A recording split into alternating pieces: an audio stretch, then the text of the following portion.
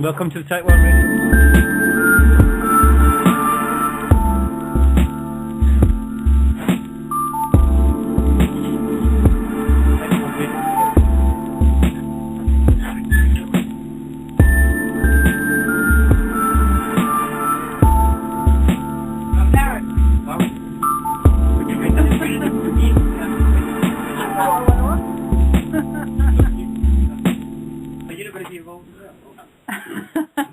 Welcome to the Type 1 Radio Lounge on this Sunday special here.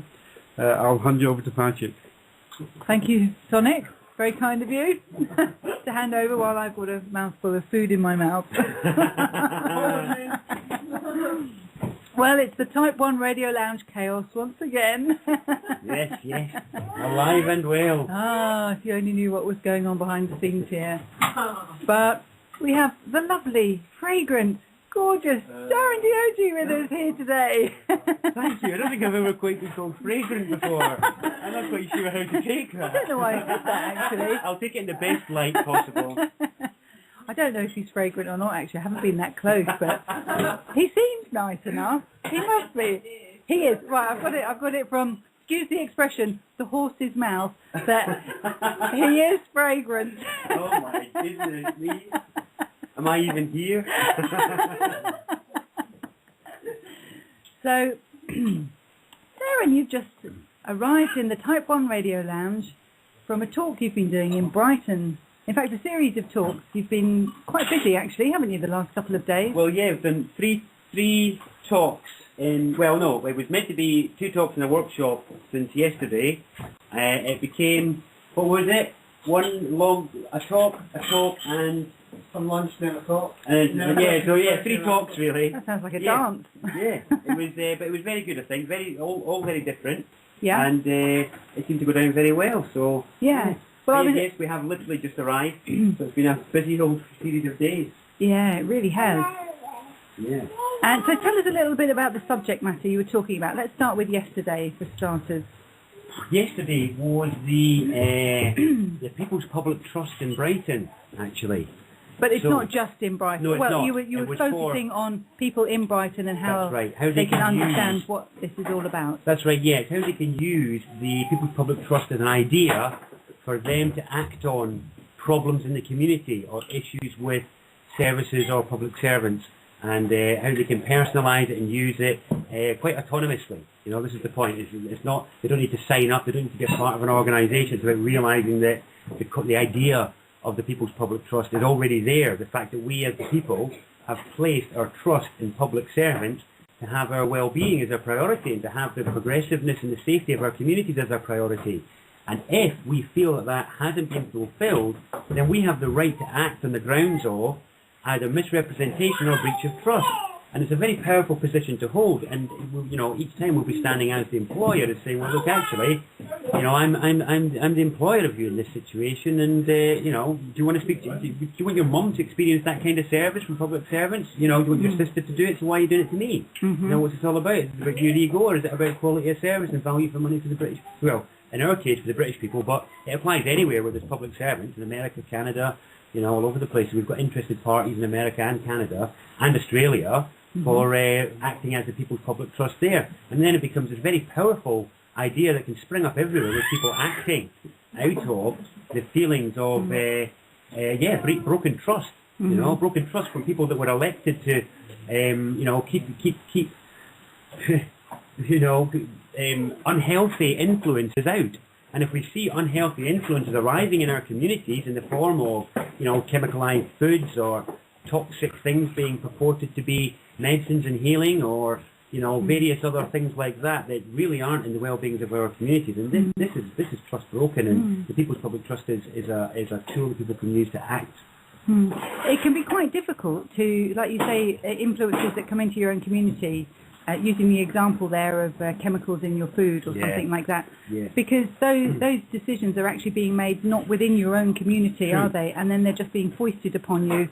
And they've already been well formed, and then they're foisted on the community, and you're almost kind of steamrolled into it before you get a chance to get to the grassroots of it, to actually put the stop on something before it actually comes into the community. Yeah, because we don't get to hear about it, do we? We don't get to hear about it in advance, and then, like you say, we're so far removed from the decision makers of particular things like that it can seem like we're bogged under by administration or by lack of access to the parties we need to speak to. Yeah, there may be perhaps not the best examples of how the People's Public Trust can be used locally. They were very relevant to what we've been talking about today, I think, which is why I mentioned them specifically. Yeah. But I really feel that for us to gain the power of self-confidence, courage, capacity, and the ability to act as a community, we have to do that at this grassroots, immediate level with the local issues that surround us, because they're the things that we can act on, you know, and rather than 20 of us gathering outside Downing Street with a placard, that's going to be very transient in its effect and its impact, and our kind of powers that be have become very numb to that sort of influence, I think. Whereas I think if we can learn how to be effective on our doorstep with public servants there, then we start to create a healthy boundary anyway. We start to create a healthy space, and we begin to fulfill that role of providing a safe community by ourselves, which is really, you know, in a way needed to some extent, where it's like, well, it's about our circle of influence, isn't it? That's what they call it, you know. So the circle of influence is, well, really, what is it that's in control of your experience of community and a kind of a well-being of humanity on a daily basis? Well, that isn't determined in Downing Street. That's determined by the people you meet when you walk out in the street. It's determined by how you act in relation to them. Whether you have local shops with local shopkeepers who live in your area, or whether you're swamped by local supermarkets, and that's something that you can try to fight against locally, to prevent all sorts of local issues. In. I mean, for me, it's very much about quality of service and value for money, for the fact that as taxpayers and the funders of our services, that we, you know, need to use our influence and our desire and will in the community. So I'm very much about local issues. So in Glastonbury, there's a group that want to, you know, use the trust as a means to gaining access to a well that they've been denied access to. You know, in Brighton, there may be other local issues that come up. I mean, a few people mentioned yesterday about issues over unused spaces. The council won't allow people to use unused spaces. So that's one place where some people, local people, can act as the People's Public Trust to say, excuse me, you know, there are spaces. There are spaces. There is a need in the community to use them. We can create safe community trust models that will allow these buildings to be used safely, but to not just be derelict and abandoned. You know, it's actually much more useful to the community, because what are they there for? They're there for the community, not for anything else. And that could go also for growing food. Absolutely. Or, you know, planting small orchards, or wild woodland areas. Exactly, to demand the investment in local sustainability, because our local representatives are heavily influenced by the media and the outside, because a lot of them aren't really self-starters in themselves, if you know what I mean. And so they're heavily influenced. They're not perhaps willing to stick their neck out necessarily by themselves, and they're more top-down influenced than bottom-up, because the people have somewhat given, you know, again, we've all bought into this idea of central management and central decision-making, and we've kind of dismissed this local level. Whereas, you know, if we go and petition and not petition, I don't like the term petition, if we go assertively, outline the needs of the community, show how it's practical, rewarding, and all the rest of it, you know, to be sensible about the approach of it and not just be foot stamping, and then to turn it into demand over time if it's not fulfilled. I think that's a much better way of approaching it. And I know Manchester's been very successful with community planting, community garden funding, things like that. So if a group of people in an area want funding to make nice, beautify, or turn into food and an unused green space, then of course they should be allowed to use it, especially if it's public land. Yeah, that's exactly what it's there for. Exactly. Exactly. You know, that is what it's there for. It's there to provide for the local community whatever those needs are. Yeah, I don't know if it's happening in other parts of the world, but certainly in this country, an awful lot of areas that used to be called just public areas are now being sold off to private organisations that are taking those spaces in the name of conservation.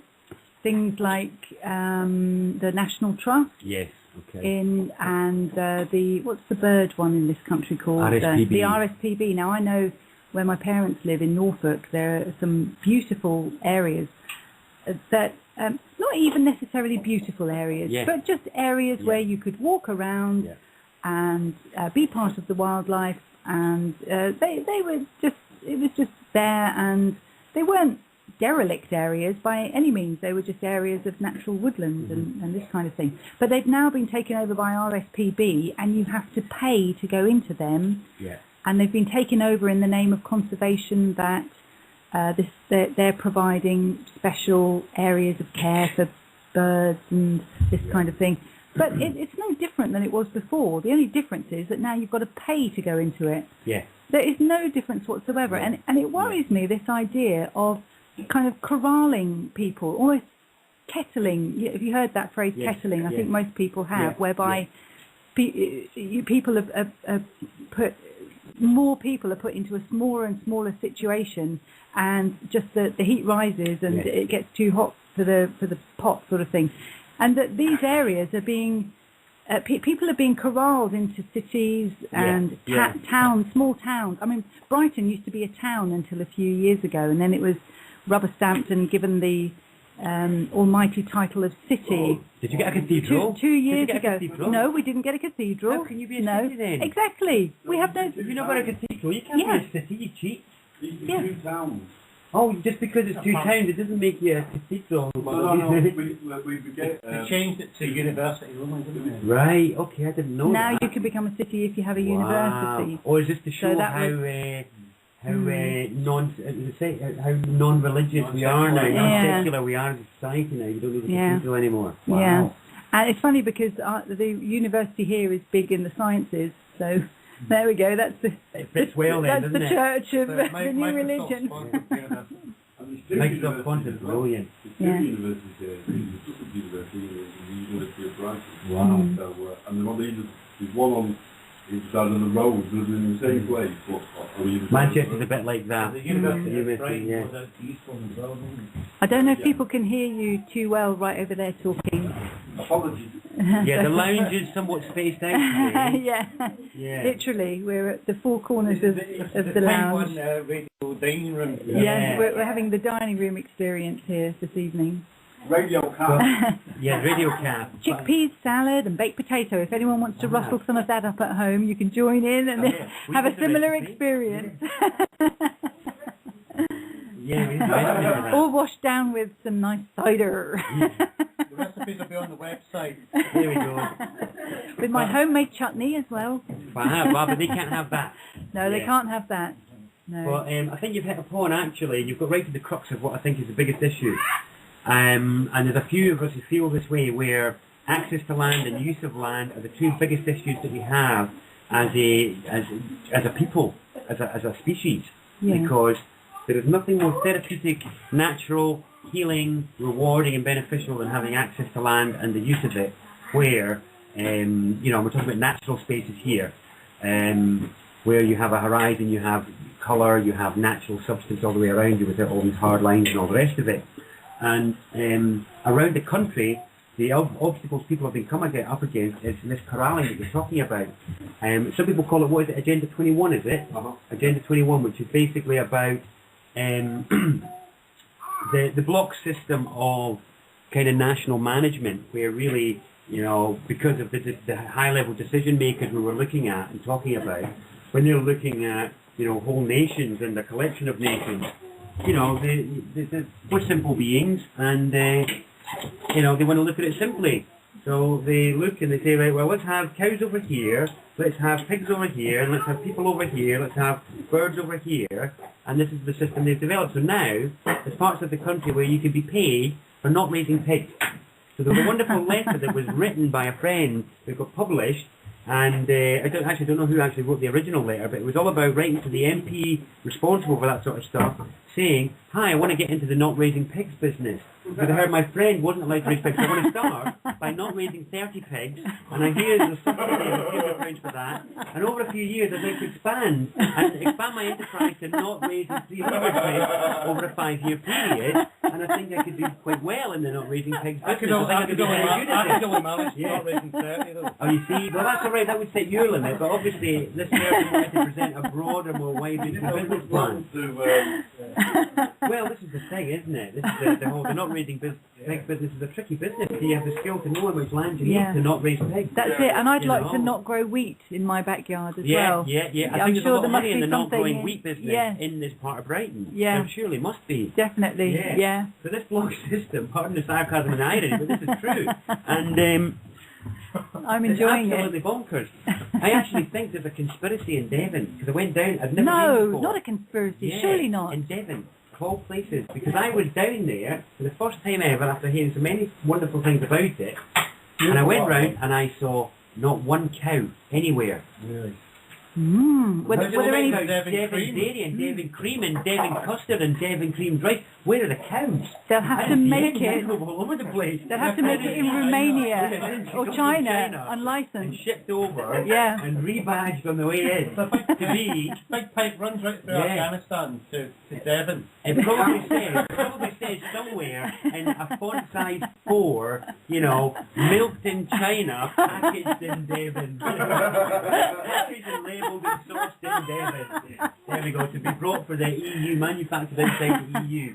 Oh, that's just... Anyway, we jest, but we have these people where they don't get access to land, they're not allowed to raise pigs and things like that. Fortunately, some people can get paid for not doing that, which is quite good. Yeah. I highly recommend if you're in those sort of areas, please do go after the funding for not growing, not raising, not whatevering. Get your money that way and, plant some nice, beautiful foliage and whatnot instead. That ties in with the British government in Afghanistan giving incentive. No, what do you mean the British government in Afghanistan? Giving incentive to the farmers over there. Opium. Not to grow opium. Oh. So they were giving them cash incentives to not grow opium. So people were growing opium to stop growing opium. To get the money. They get the money. And so the British government were taking the poppies and not paying the people. So they were getting all the potential heroin for free. Right. As confiscating it. Yes, of course. Yeah, but they were I thought you were going to say that they were going to offer more for the poppy heads anyway. Well, they certainly weren't burning them, that's for sure. I don't know if you caught that. Nick was just talking about in Afghanistan where the British government were incentivising the Afghanis not to grow poppies over there and paying them not to grow poppies. Yeah. But they were growing them anyway. And always have. And or people that had stopped growing poppies when because the Taliban were quite they were harsh strict, on that, and so heroin production had gone down. Yeah. And then when we all went in there, people had stopped growing them, but they were incentivised to start growing again to then stop. That's right. So that's a little bit what you're saying, but not having pigs. Yes. That's the same age, same but different. Yeah. How bizarre is that? Yeah. God. But for us over here, the big issue that we've got is that obviously the big goal and aspiration of many people is to get away from overbuilt up, controlled microwave, EMF urban spaces that are overcrowded and all the rest, and get into community. Well, if you can't, if you don't get the access, or you're only getting 3 years at a time, which is what a lot of people are getting. They're getting 3 years permission to be on their land, and they've got to prove some level of production levels within that. So there's no full freedom to experiment, which is what we all need, because sustainability hasn't been mapped out. We don't know what it is. We've not done it with the balance of modern tech and being able to live and provide for ourselves. So it's an experiment, but we're being denied the ability to do that, where we're being told that, okay, your experiment of sustainability must conform to this scale, this method, this, that, this, the other, and those things have not been proven as being the right way to do it, and it's not. It kills all natural diversity and the freedom of our access to self. Well, any real scientific cluster is normally over 10 years, isn't it? A 10-year scientific one is, but the ones that people are getting on a domestic level. So say you bought some land. That's what I'm saying. The difference between that, giving them 3 years, is like a drop in the ocean. So exactly what a proper experiment should be be over. Exactly. Wales has now expanded it with their new loosened growing planning regs, where it's 5 years. Excuse me, we have a small casualty in the Casualty. All right, male casualty. That's okay. The emergency services are on hand. Yeah, that's it. All is well. Where were we there? Wales. The scientific thing. Yeah, so Wales will now give you much more freedom to experiment. A lot of it, in fact, you can get away with virtually any plan as long as your plan shows that you are able to be, or you plan to be self-sustainable, or I think it's 75% self-sustainable in 5 years. Pretty tall order. It's a pretty tall order, you know. But if you can at least put the map down, you're going to get 5 years there. England will give you 3 years, but it will much more greatly limit what you can do. But with what they've done with, this is a tandem thing. It's an amazing thing to look at the combination of what they've done with legislation in the UK. Really important to look at it, because the first thing they did was, and I mean this is, when I say they, what I mean is legislators in the UK. So the first thing that was done was, in Scotland you were given the right of access. So first of all, in Scotland it allowed you to go anywhere, camp anywhere, do whatever. It wasn't the private land. So that was the first loosening in Scotland. Because remember, the principalities in Scotland is where the test beds always happen. So Scotland, they loosened things up there.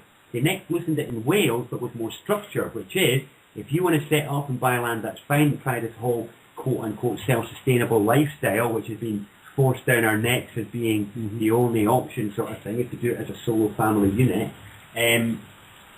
Then you're going to get a bit more support, you know. So the support's there in Wales. You've got you know, the capacity and a lot of freedom to do what you like and all the rest of it. You've got a longer period to do it over. But in England, it's become more, get off my lawn. Get off my lawn. You know, I want my English lawn. I did actually, for a laugh, once look at a website for buying a farm. Wasn't a very good English accent, was it? Yeah, I did look at it for a laugh, buying a farm, to see how easy it would have been to, when we were thinking about growing hemp as a commercial viable thing. And the stipulations of anybody buying a farm and living on it is that you have to provide 90% of your income from said farm. Amazing, that's it. Yeah, it's amazing, isn't it? So they force the commercial viability of it, and the farmers are given little choice over their methods, because the demands are so high, they have to go for a high yield, low sustainable option. It's all rapeseed oil around the place. Yeah, all over the place down here for sure. And this is massively limiting to diversity, biodiversity, all the rest of it. Which it's just an absolute nightmare for us. And 3 years is not long enough to feel secure in your family home. It's a drop in the ocean. It is. For a life of settlement, which is what you're looking for. So we know an example in Hertfordshire of a beautiful family who had got some unregistered family land, grew in the family for a few generations. They went to build some yurts on it, and we're not talking about budget hippie flung together ex-lorry tarp yurts here. For a couple of months. He bought them. You know, he bought them professional, not even Mongolian professional, Western professional, beautiful yurts, like 4-star hotel accommodation inside. Done that, interconnected, a lovely clock tower where they've got their borehole, where they've got their clock face that just says now in it, which is just lovely. Beautiful. And you've got a big pond, they've got wildlife in the pond, they've got chickens, they've got an orchard, they've got a little permaculture set up, they've got a root cellar. All of this they've done over the last few years. It ticks every box going, do you know what I mean? But because they didn't go and get the tick. The planning people, they've been hauled through the courts, publicly humiliated in the newspaper by locals and all the rest of it, because the whole bitterness and resentment that people feel when they have neither the courage nor the will to try something themselves, what they do instead is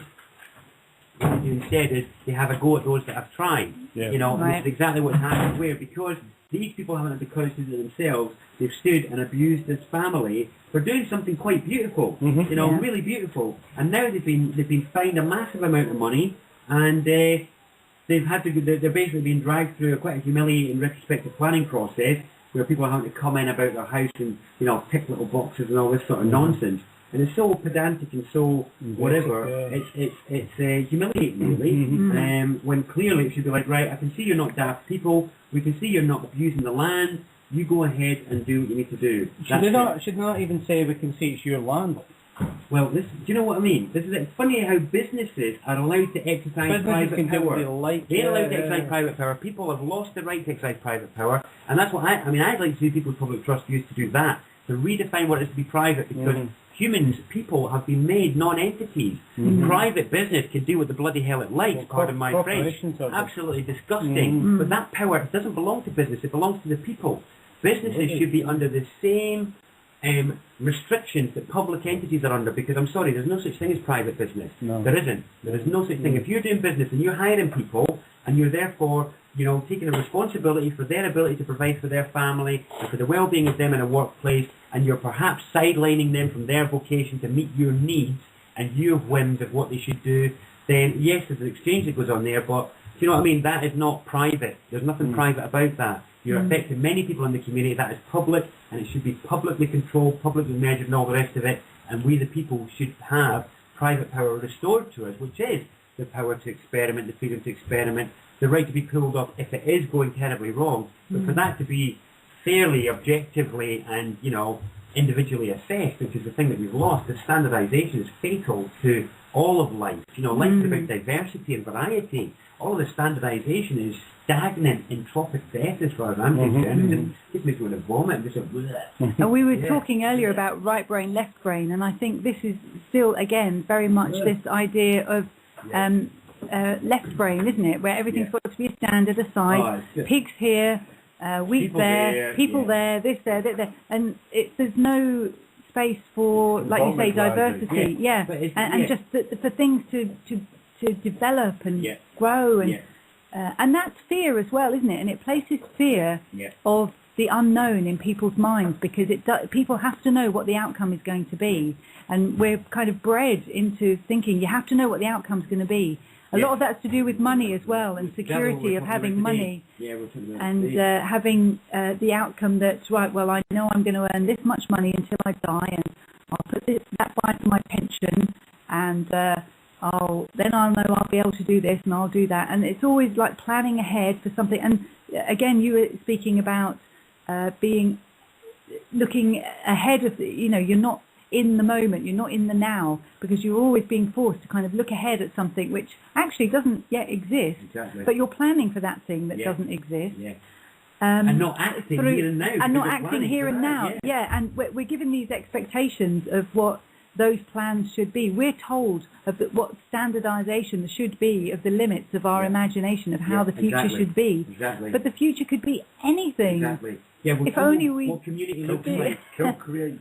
Exactly. We're told what all these things are meant to look like, aren't we? When in actual fact, we're being robbed of everything natural. We're being robbed of sky. We're being robbed of horizon. We're being robbed of greenery. Beautiful tree-lined avenues in places like Manchester. The trees are getting cut down because they've reached the end of their life. And it's not the end of their natural life. It's the end of their health and safety life. Although branches might start falling. So now, instead of planting a new tree here, we're planting a new tree out of town. So they plant a new tree out of town, and what we end up with is these barren, stark, concrete litter-laden hellholes with no sky. This is the point, I saw this, there was a sign in Manchester that I saw. It's amazing to see this on a building. I took a picture of it because I was so blown away. It was like in 4 or 5 different places on the side of this wall in the centre of Manchester, on this really old, not very nice looking building, to be quite honest. The sign was, these windows have a registered right to light that will be vigorously enforced. Listen to that again. These windows have a registered right to light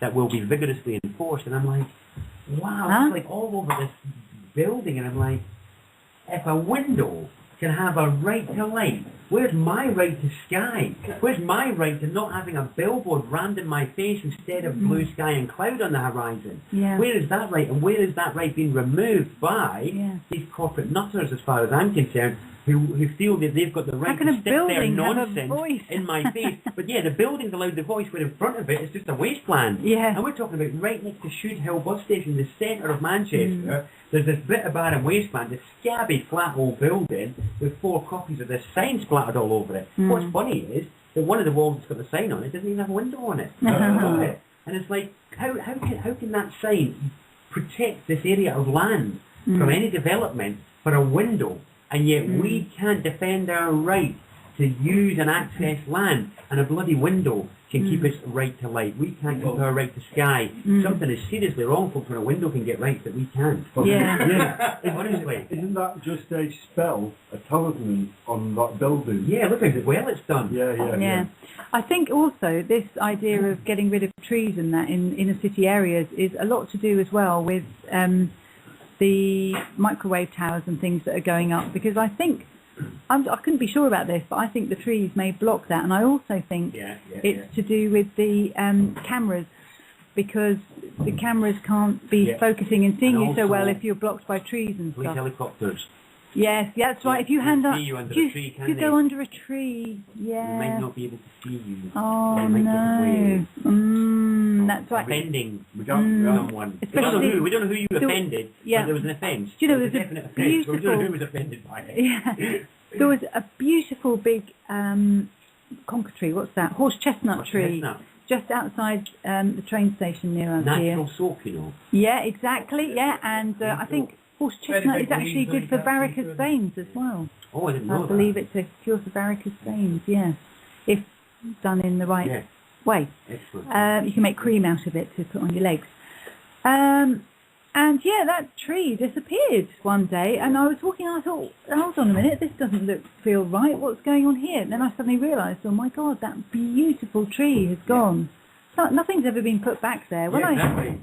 And just all around and about, the trees are being There's a marvellous big security taken camera away. though that can see everything. There are about 4 wonderful security cameras up there, aren't there? Lovely. Yeah, there's a... It's a funny thing though, isn't it? You know, we take away this thing which breathes in what we breathe out and gives out what we want to breathe in. You know, we've got this beautiful ancient relationship that goes back ad infinitum, and then we've got, I mean, I'm sorry, it's mental illness. We've got mental illness when we've got decisions like this where it's like, you know, this myopic decision making that then said, okay, let's take that away but not put it back for what? Health and safety reasons or cost reasons. I mean, my hometown in Livingston in Scotland, it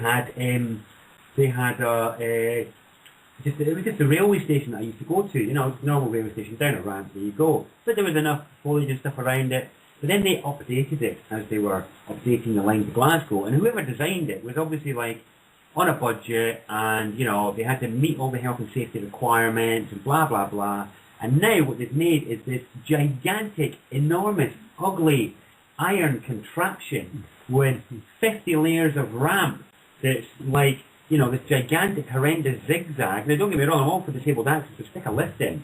You know, don't take up hundreds of metres of space for your metal, horrible, hideous-looking ramp. Do you know what I mean? And I know it sounds like a simple and silly thing, but the Skye Bridge is another example. So I spent a lot of time growing up in the Isle of Skye. The Skye Bridge was built in a way to allow the Royal Yacht Britannia to go under it. So it's this massive, sweeping, huge, massive arc for a small distance, with this huge monstrosity, and then a year after, the Royal Yacht Britannia was taken out of service. And then we spent billions on this silly, ludicrous bridge that looks hideous, and there you have it, you know. And of course, even when the Skye Bridge was built in itself, it took a lot of, it used to be the boats that were taking people back into... all that business away, and all that livelihood away, and the traditional stuff. And it's a funny one, because that area of the world is very interesting, because Rum is an island I spent a lot of time growing up on, which is just south of Skye. And it's a very, Rum and Egg as well, they're both fascinating examples of actually modern politics playing itself out at the highest level. The people of Egg bought their island.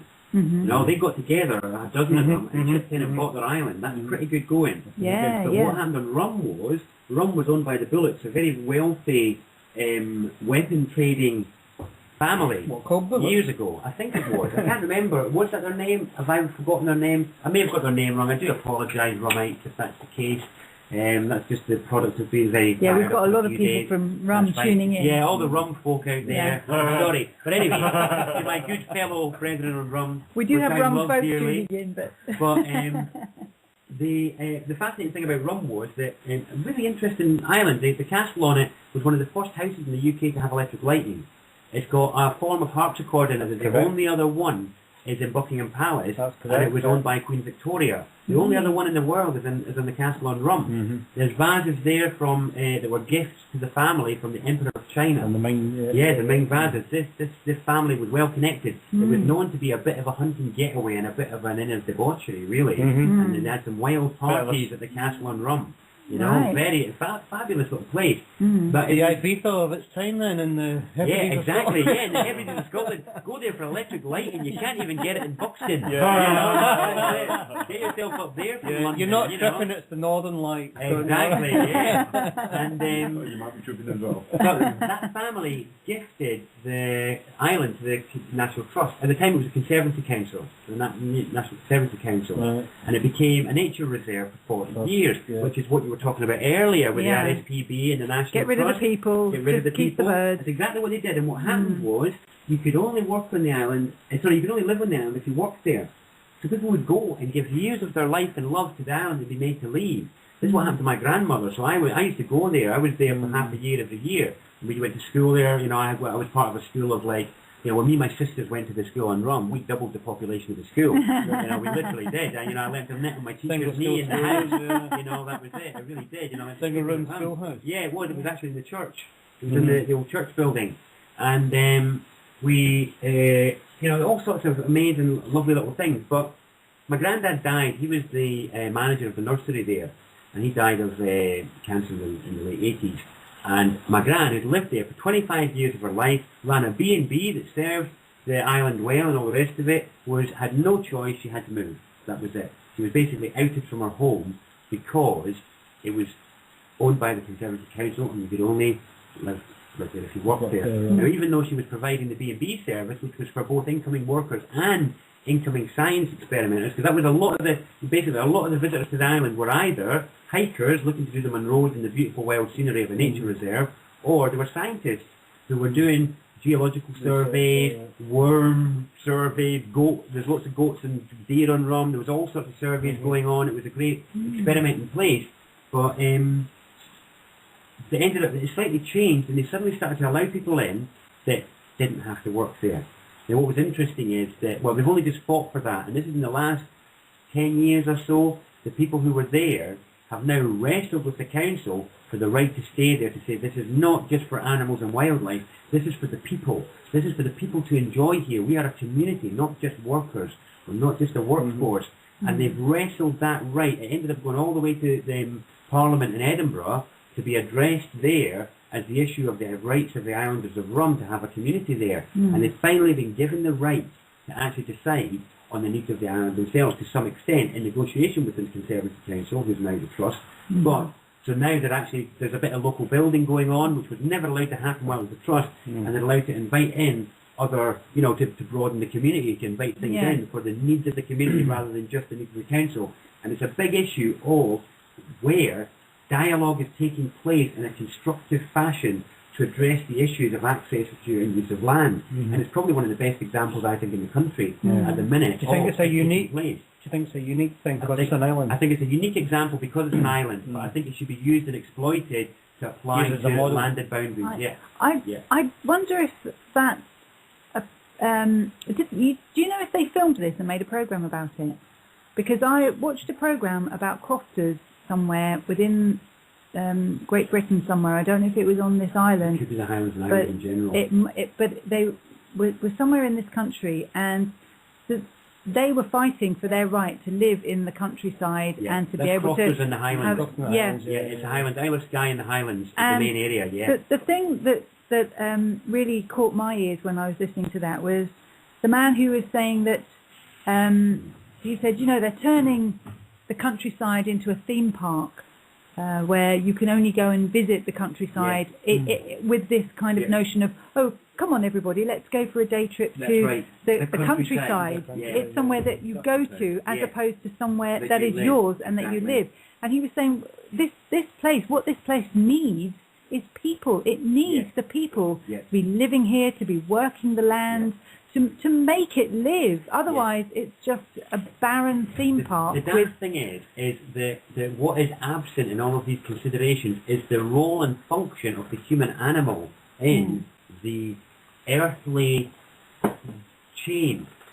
You know, this is the thing. Yeah. We are being taught Separation. and behave as if we are outsiders, Yeah. rather than being part of the dream form of the planet. Yeah. You know, this is why the bottom of the feet is called the soul. It's the S-O-L-E. It connects us to the planetary soul. It's the singular. It's the one. There's no void here. There's one air that we all share. There's one water that we all share. There's one land that we all share. This is it. And there's one spirit that we all share as well. So there's only one of us here, sort of thing. But this is the soul.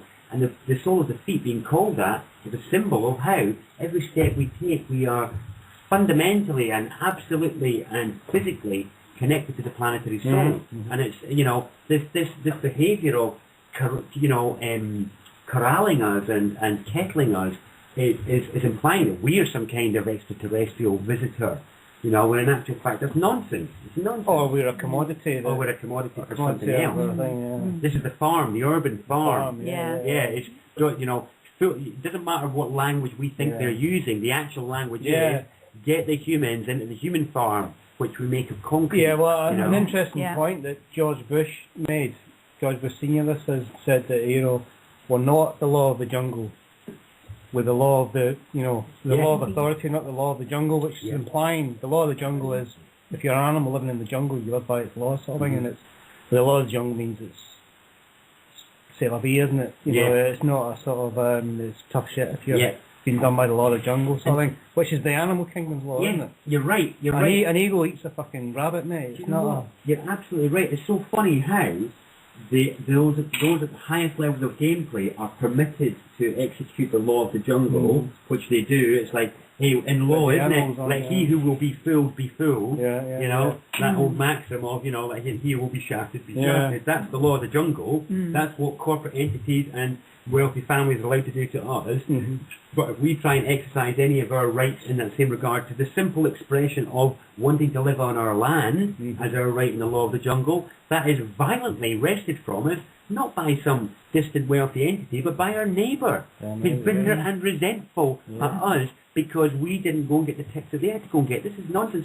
This is the modern witch trial is no longer needed because they've already managed to turn neighbour on neighbour through jealousy and bitterness and resentment. We're policing ourselves. Absolutely, The sheep or the sheep police. Exactly. I love that line in the film Gangs of New York, where so you can always hire one half the poor to kill the other half. It's a brilliant line, because it's so true. It's totally true. You know, you can go out there and I can find half a dozen people who'd be willing to go and rob whoever. I mean, the job I do, the police only get a bit more money than what I get, sort of thing, you know, but they get a little bit more for doing what they're doing, sort of thing. There was an interest in Max Egan's new film Transformation. He made a really interesting and poignant statement that everyone talks about us being free, and he was saying that we're not free, we're just free range. Free range, I like it. Yes, you're right. Yes, you're right.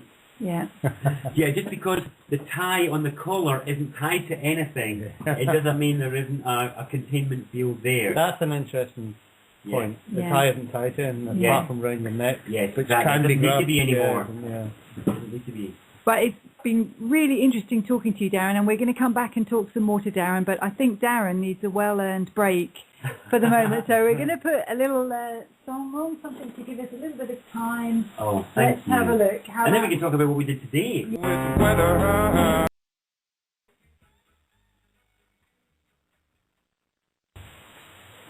Oh, sorry about that delay there. We were just enjoying ourselves.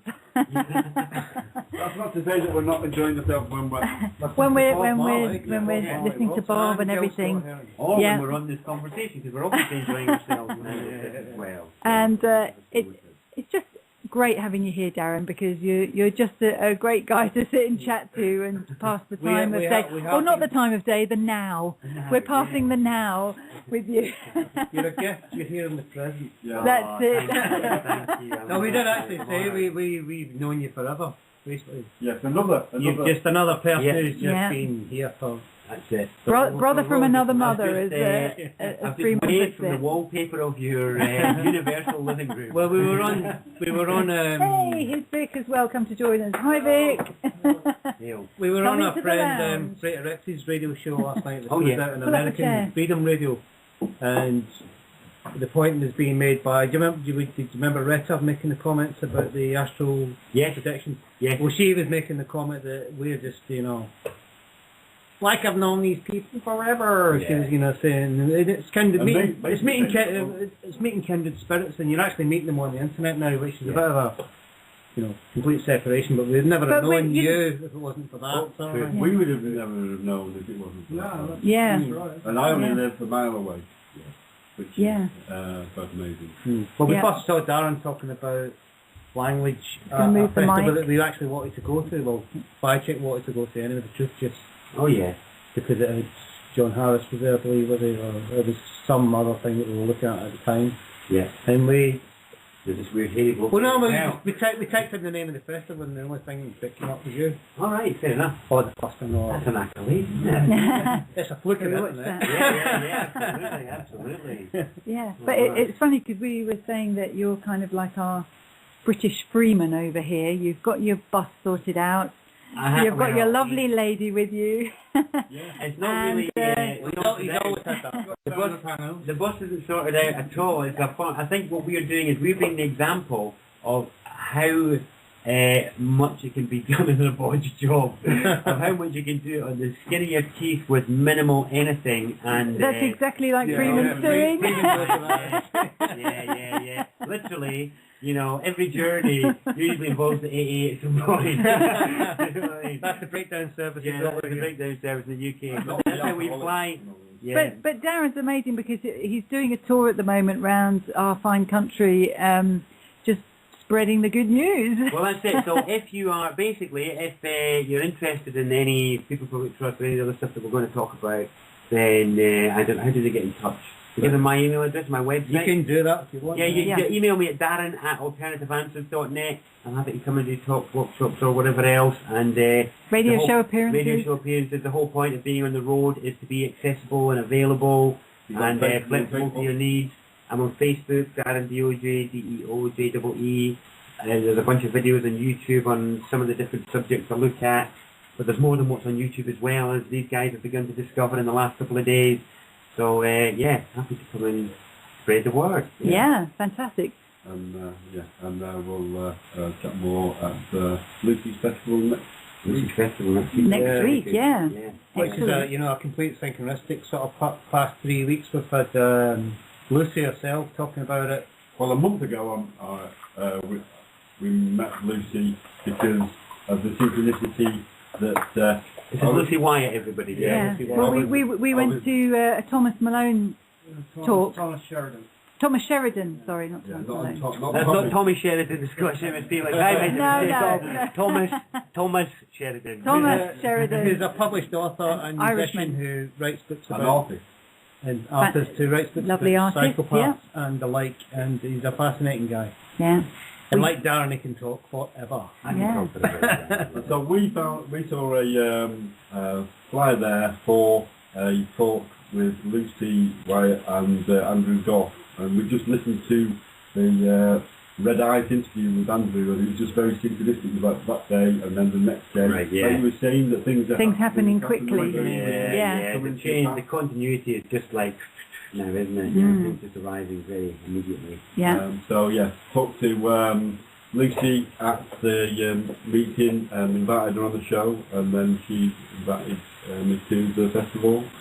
It's a lovely synchronistic journey there. Yeah. Any UK listeners, that's next weekend, the Eternal Knowledge Festival in Ipswich. Please do check it out and come along. It'll be great. Well, it's going to be fantastic. Some really interesting speakers and people there. I'm interested in looking at some of the stuff that somebody there talking about copper implements for working the land with. Not affecting the electromagnetic soil. Not to put a down on things. We've just had Darren for a weekend and it's not been long enough. So so you're going to have a lot of... That's just one person. You've got I know it's going to really do. And I can't even go for the whole festival. I'm only going to be able to go for a short time. So I'm just going to be like a huge sponge, I think, for a few hours. And it's going to be live streams, isn't it? Yeah. On TV, I think it is. On what TV? TV. Oh, right. Oh, I didn't know that. And if you can't find it there, if you look on pentos.tv, you'll be able to find out where it's going to be aired. and otherwise... Live streaming, really? Yeah. Oh, so I don't have to go. We don't know how much of it is going to be live streamed, because Dale Pond, the speaker, will be getting live streamed from the States, but how much it will be getting streamed out, I'm not sure. The live streamer is my housemate, and he's rapidly working on his... No, I do want to go just to meet people and get that... It's going to be fab. You know, the just great, the personal... beautiful people going, honestly. Face to face. High caliber. Yeah. Top notch. Yeah, very good. Yeah. So I'll try and make that for a couple of hours anyway. Amazing. But Nick's going to be there in the evening with the show, and we'll 60-ton yurt, is that a 60-foot yurt. not ton. It might be 60 ton as well. I think she was saying it was about ashen. The wood. That's right. She was saying the wood. It's huge. It's like a 60-foot or 60-metre yurt. It's basically the biggest yurt I've ever heard of. I think it's 60 metres because I'm sure. Yeah, check it out. Go to look up Eternal Knowledge Festival. .co.uk. Is that what it is? Yeah. Perfect. Look it up and you will see pictures of the amazing yurt. It's very impressive. Have you seen it?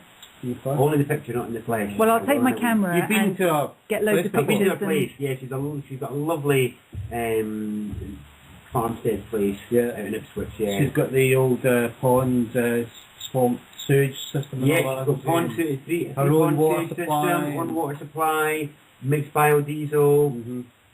There's a lot. there, you. Yeah. If you're thinking right, she can do it. Yeah. She's a real sight. She's a real doer. Yes, real I know. Doer. I have that much respect for her. When we spoke to her, it was very, very, very gratifying. Yeah. To talk to her. She's a lovely lady and very grounded. Very intelligent. I don't think she's charging for camping, is she? She's not charging for camping. No, just for the Not ticket. charging for camping. And she's got beautiful land. You know, it's a fabulous place. She's actually got a lot of local organic farmers who are doing the food for its cost price, I believe. Yeah. So what she's buying it off them for, she's selling it cooked. I think that's what she's doing anyway. She's getting, or the caterers are getting supplied. Yeah. I mean, it's a new festival. You know, she's not done it before, so it's well worth supporting, especially with the calibre of people that are there. So if you're available, come along, enjoy the spontaneity of 2012, and embrace these opportunities that arrive at short notice. That's what I say. You've got to be available to these short-term opportunities these days, because they don't come by again. No. You know, and I think we will. You know, the choices we make in the early part of this year will determine where we end up. That's for sure. Yeah. Follow the spiral. Absolutely. Get out of the cycles. Get out of those cycles. Jump out of the groove. Exactly. Don't do like Madonna said and get in the groove. You need to get out of it. Yeah. Well, I was thinking a while back that people are talking about this sort of new revolution. Oh, yeah. I can't see it being a revolution. I can see it being a spy-revolution. I like that word. Spy-revolution. Yeah. That's exactly what it is. Exactly. Yeah. Exactly, because it is about that spiral energy. Title of one of your songs, Vic? If it isn't, you must spiraling. I like it. Yeah. It's a significant point though, because it's about breaking out from the habit of cyclical behaviour because of the illusion of cycle. This is the thing, isn't it? Because you have the illusion of cycle, which then leads us to entropic behaviour, habitual behaviour, because we've got the illusion of cycle. And then we wonder why we don't feel as good 5 days later than we did the day before, because we think we're in the same place. But it's like, well, the room may look the same, but it's not. You know, you've never been in that place before. You know, the planet's in a different place, the sun's in a different place, the galaxy's in a different place in the universe. We're exposed to different energies and different forces all the time, and this is what galactic consciousness and spiral awareness is about. Is getting into the fact that is our sense of our orientation is determined by that. You know, and when you get into that, you realise that actually our ability to embrace opportunity can change because we can break free from that illusion of cycle. It's all about perspective, and we haven't got perspective on the situation at the moment. We haven't got the perspective to see that we're in a spiral. Exactly. Ian Zell-Lungold did a great documentary called Secrets of the Mind Calendar Revealed. It's a big 6-hour job, and I don't agree with everything that he did in it, but he gave a great rendition of exactly that. And what he was saying in it was that... I'll have a sip there. What he was saying was that, because I didn't get the point at first, he opened up by talking about how calendars are fundamentally connected to consciousness, and I was like, what? You know, and as he went on over hours, he was talking about how by having an objective calendar based on an object moving through space, it fixates our consciousness. It fixates it on objective reality. It's the thing that says, okay, you know, so we talk about meeting in a cafe tomorrow in town or whatever. Is that a fixated sort of view of the world, a continuous sort of static view? You know, that's the sameness of it. And he was going on in there. He wasn't talking about the whole spiral movement of the galaxy then, but he was just basically talking about the comparison with the Mayan calendar, where that was why they had the two calendars. They had the one that was actually objective, so on the objective cycle, which was the only one that we have available to us. But then they had the other one, which was about the other flows, which was about the flows of consciousness. And that was how the two were working together. And this whole documentary was very much about that. I think the work of Nadine Harriman and some of the others on the spiral movement of the sun show how, because when you start to think about that, it helps you understand, it helps align the mind with the idea of not being in the same place, you know, even though it looks like it's like, well, the wall and the pictures are the same as they were yesterday. Having that understanding of the sun moving and moving through the galaxy and all, and galaxy moving, helps us realise quite clearly and easily, okay, yeah, it looks the same, but actually I feel different because maybe I'm exposed to different forces. Maybe there's other stuff going on, you know, and it can open our mind up to new possibilities. And this is the journey into galactic consciousness, because it's thinking as a galaxy rather than as a flea on the back of a dog, in terms of our view of, you know, we're actually starting to think more like the movement of the solar system rather than as the movement of a planet on it, which is really interesting because it's part of our journey to soul awareness as well. Yeah, and also it explains the quickening that we've been discussing a lot, because we're near in the galactic centre, which means we're spinning faster if you go in with claustrophobic force and all that. And also that maybe time, like we're always told, well not always told, but there's this notion that time is an illusion. It is. But that time maybe isn't an illusion in that it's just standing still, or that it's, you know, we're told that time is linear, but that maybe it's not that it's standing still, it's that actually it's in constant motion, and that we're just not able, we are constantly wanting to stop time so we can examine it and say, right, this is a point, this is a point, this is a point. But there are no points. There is, it's just all open. The process. Yes, the process. Time is simply the beginning to the end of the process of our unfoldment and realization. Well, therefore it's a we're here for as long as we need to be. And that could be homing in on the microcosm or homing out on the microcosm. Time can even be seen as a form of mind control, can't it? Yes, it can. Well, it's an interesting one, because end of time, you know what I'm like with my words and my spells. Time is a really interesting one, because the end of time is understood when you understand its opposite. Its opposite is emit. Of course it is. And actually what happens is we stop moving through linear time and we begin to emit. And as that emission takes place, our engagement in function and in role and in service and in attraction takes over. And so then it's like, well, it actually doesn't matter how long it takes, it's irrelevant. And this is the movement out of time. And when we start to embrace and surrender that timelessness, it can then start to affect our manifestation. The energy has to follow the thought, but you have to have the thought first. And we have to understand what it is to live outside time before we can manifest it.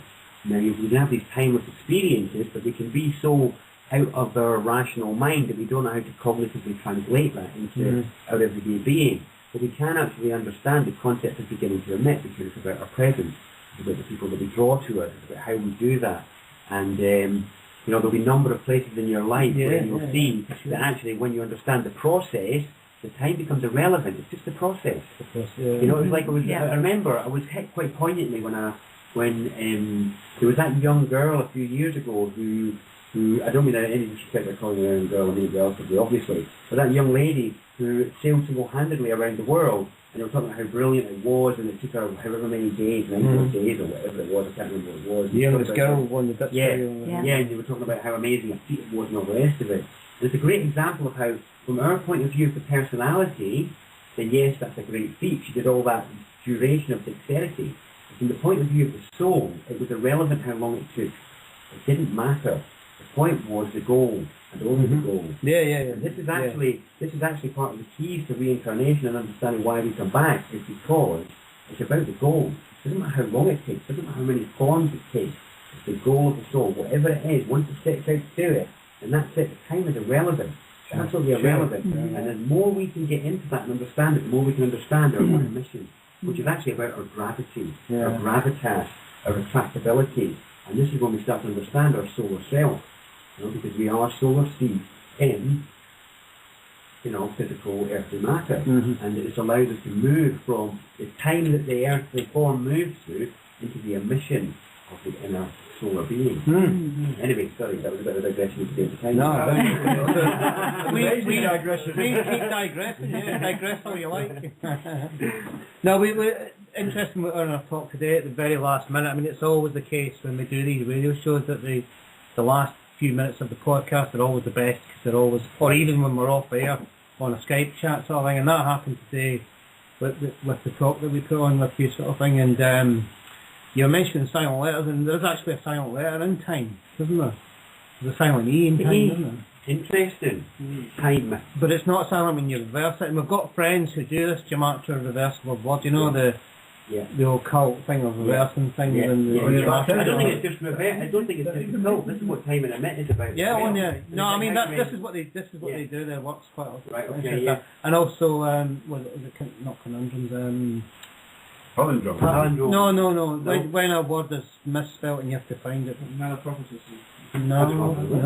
Oh, malaproposis. Word search. Yeah. No. Conundrum. Conundrum. Oh, yeah. Anagram. Yeah. The county conundrum is the anagram. There you go. For those of you that don't know, that's a very well-known UK word show and number show. I mean, the reason I mention all that, obviously, get gabbing again, sort of thing. But we've got this. We've been mentioning Steve Werner to you, who's should have come on the show a couple of times, but he's unfortunately ill, and his work is very similar to yours. I mean, same things, sort of thing, but obviously different. Different pieces. Yeah, but I mean, you were mentioning the power of silent letters today. Yeah, silent letters are very significant in English. Where to begin on that one? You set me up with that one. That's the role of the interviewer, isn't it? To evoke, provoke. No, that was all Luke, mate. Silent letters. Okay, this boils down to the belief or understanding or the thought that our Western culture and it does actually relate to culture, that we believe our Western culture is somehow so corrupt that it doesn't have an authentic spirituality or path to the divine or access to the divine fundamentally built in it, so that we believe we have to import or resurrect practices to connect ourselves authentically with spiritual or authentic self. So people will import things from abroad, they'll resurrect things from the past, because they don't believe our now offers us a pathway to that. Yeah. And this is to do with the misspellings of the spells of our mental self. So we have this ever-increasing united experience, unification experience, so aspects of self. More and more people are experiencing connections of oneness, of unity, of all the rest of it. But the one thing that is standing in the way of that is our rational mind. It's the thing that seems to stand outside that ever-increasing united experience. So when we go into an experience, the mind seems to be absent, and we return from it, it seems to return in its abusive or uncontrolled practices and behaviours. And most practices people look to do is to silence or abandon the mind. So meditation will be used to silence the mind, and various other things will be used to dismiss it or discount it or whatever. And all the stuff that I do is about what I consider to be mental healing. And it's about us understanding how to get into that rational mind space that seems to be so misbehaving, to understand its nature. And I remember in one of the events I gave a number of months ago, there was a very interesting lady who said, it was the first time I'd ever been asked it, and she said, but yes, that's only a small percent of me, that rational mind. The rest of me knows I'm united and connected, and that's fine, that's okay. That 10% doesn't matter to me. And I'm like, well, if you look at the impact of the 10% of that rational mind and how it behaves and how it treats you and judges you and treats others and all the rest of it, if you look at that, if you're happy with that, then that's fine, but I'm not. That's not acceptable to me. I want to be able to understand and explore that aspect of self and recover and recoup mastery and dexterity with it, and that's what all the stuff I do is about. It's about that decoding of language, decoding of alphabet, recouping the mental awareness that we put into those abstract geometric structures in the first place, and all these concepts, so that we can reuse them in new ways to express our inner truth. You know, this is the thing, and this is the point. This is what I see about the whole art of language and the art of spelling, because it's irrelevant what your language is. Our fundamental humanity is the same. You know, and we can be born anywhere in the world and learn any language from infancy. Sure. The human unit is able to do any of those things. So the deconstruction of that is possible for all of us as well, to recoup that amazing, intuitive mental awareness that we had right at the beginning. And every single one of us had it, because every single one of us used it to learn a language just by listening. Just by listening, absolutely. That's pretty impressive stuff. So yeah, it is, yeah. Yeah. Sorry, carry on. No, I was just thinking, do you think language has lost a lot of its powers? I think what's happened is we have become so bombarded by spells, we've become so bombarded by characters that we've dismissed the value of it. Right. And we're in such a small box of our true possibility because we're penned in by so many spells of self-measurement and self-accountability. So it's in what I call the pre-conscious. And the pre-conscious isn't quite your subconscious, it's a bit like your RAM. You know, in the computer you have the RAM. So the pre-conscious is like the RAM, and it's the part of you that boots up every time you open your eyes to determine how you hold your poise, whether you're proud of your space and whether you shrink, whether you choose to behave freely and authentically or whether you censor yourself and whether you don't say or whatever. But it even extends to identifying your space as an objective reality. So, you know, you can look around at the things in the room and without even knowing, without even thinking about it, you know what it is to run your finger across a metal radiator, or what it feels like to touch a wooden surface of a table, and you know what sense whether metal might be hot or cold, and you know whether wood may be rough or soft, and you know what it is to feel what it's like to lick a carpet, you know, and these sorts of things are immediately in. Only too familiar with that one. Exactly. Well, I didn't. I just wanted to create the opening to see who wanted to jump into it. But I always use that as an example because when was the last time most of us were carpet licking, apart from some of you habitual indulgers? But how fresh is the memory when we talk about it? But I definitely know what you mean. Exactly. Because I can taste it right now, right here, in a moment, in a fraction of a second. And the same applies to every single thing. That you look around your room, everybody, everywhere you look around it, you know, instantly what each thing you look at would feel like to run your finger over, touch, you know what noise it would make if you pinged it, you know, all of these things, and you built all of this stuff up from infancy in undifferentiated awareness, but now it's so there, and it, you know, people are on this search for total awareness and wholeness and all the rest of it, and that's where it's at. It's tied up in all of this defining. Well, it's no longer in the RAM, it's in the ROM now. Well, yeah, that's it. Yeah, well said. Yeah, absolutely. It is. It's in the ROM. It's just running, and then we are up against this challenge of, you know, it sort of finding authentic expression through this pre-programmed self. It's like this is the actual matrix of the self. You know, the matrix of the mesh, the electromagnetic mesh of behaviour, habitual behaviour that each of us are trying to burst through. You know, we're trying to break through that habituated mesh, and this is the internal authority that isn't listening to our aspirations.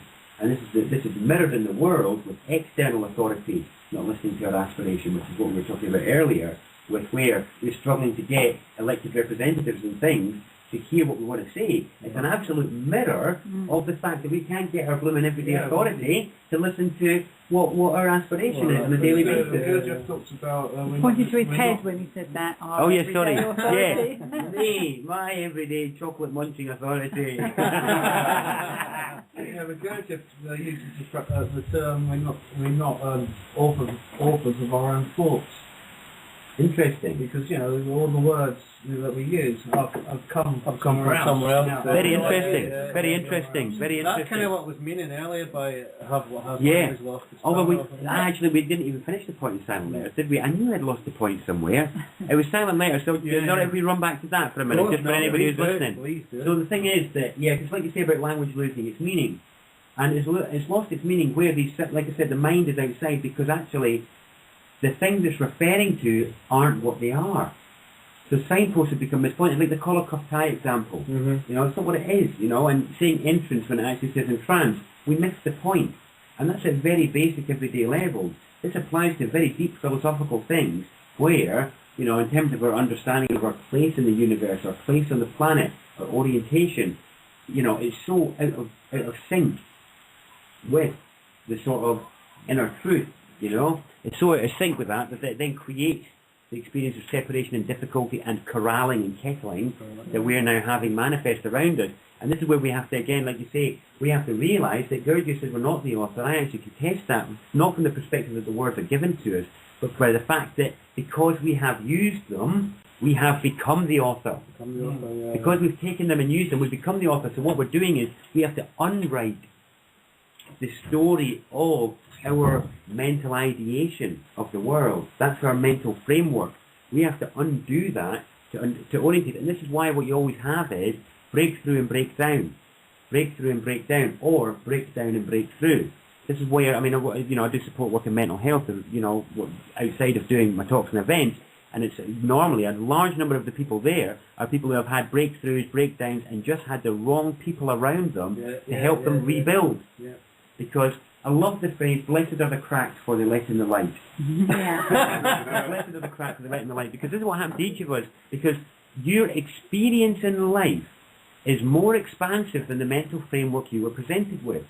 And when that first happens, it's so challenging that basically there is a breakthrough or a breakdown. So this is why for most of us from a young age, we're able to challenge what we thought as being authoritative. It's like, well, that lot don't know what life's about. It's much bigger than what they're talking about. I'm much bigger than all of that. And then we have experiences that prove that. So then that's when we begin to dismiss the social mental framework and we start to build our own.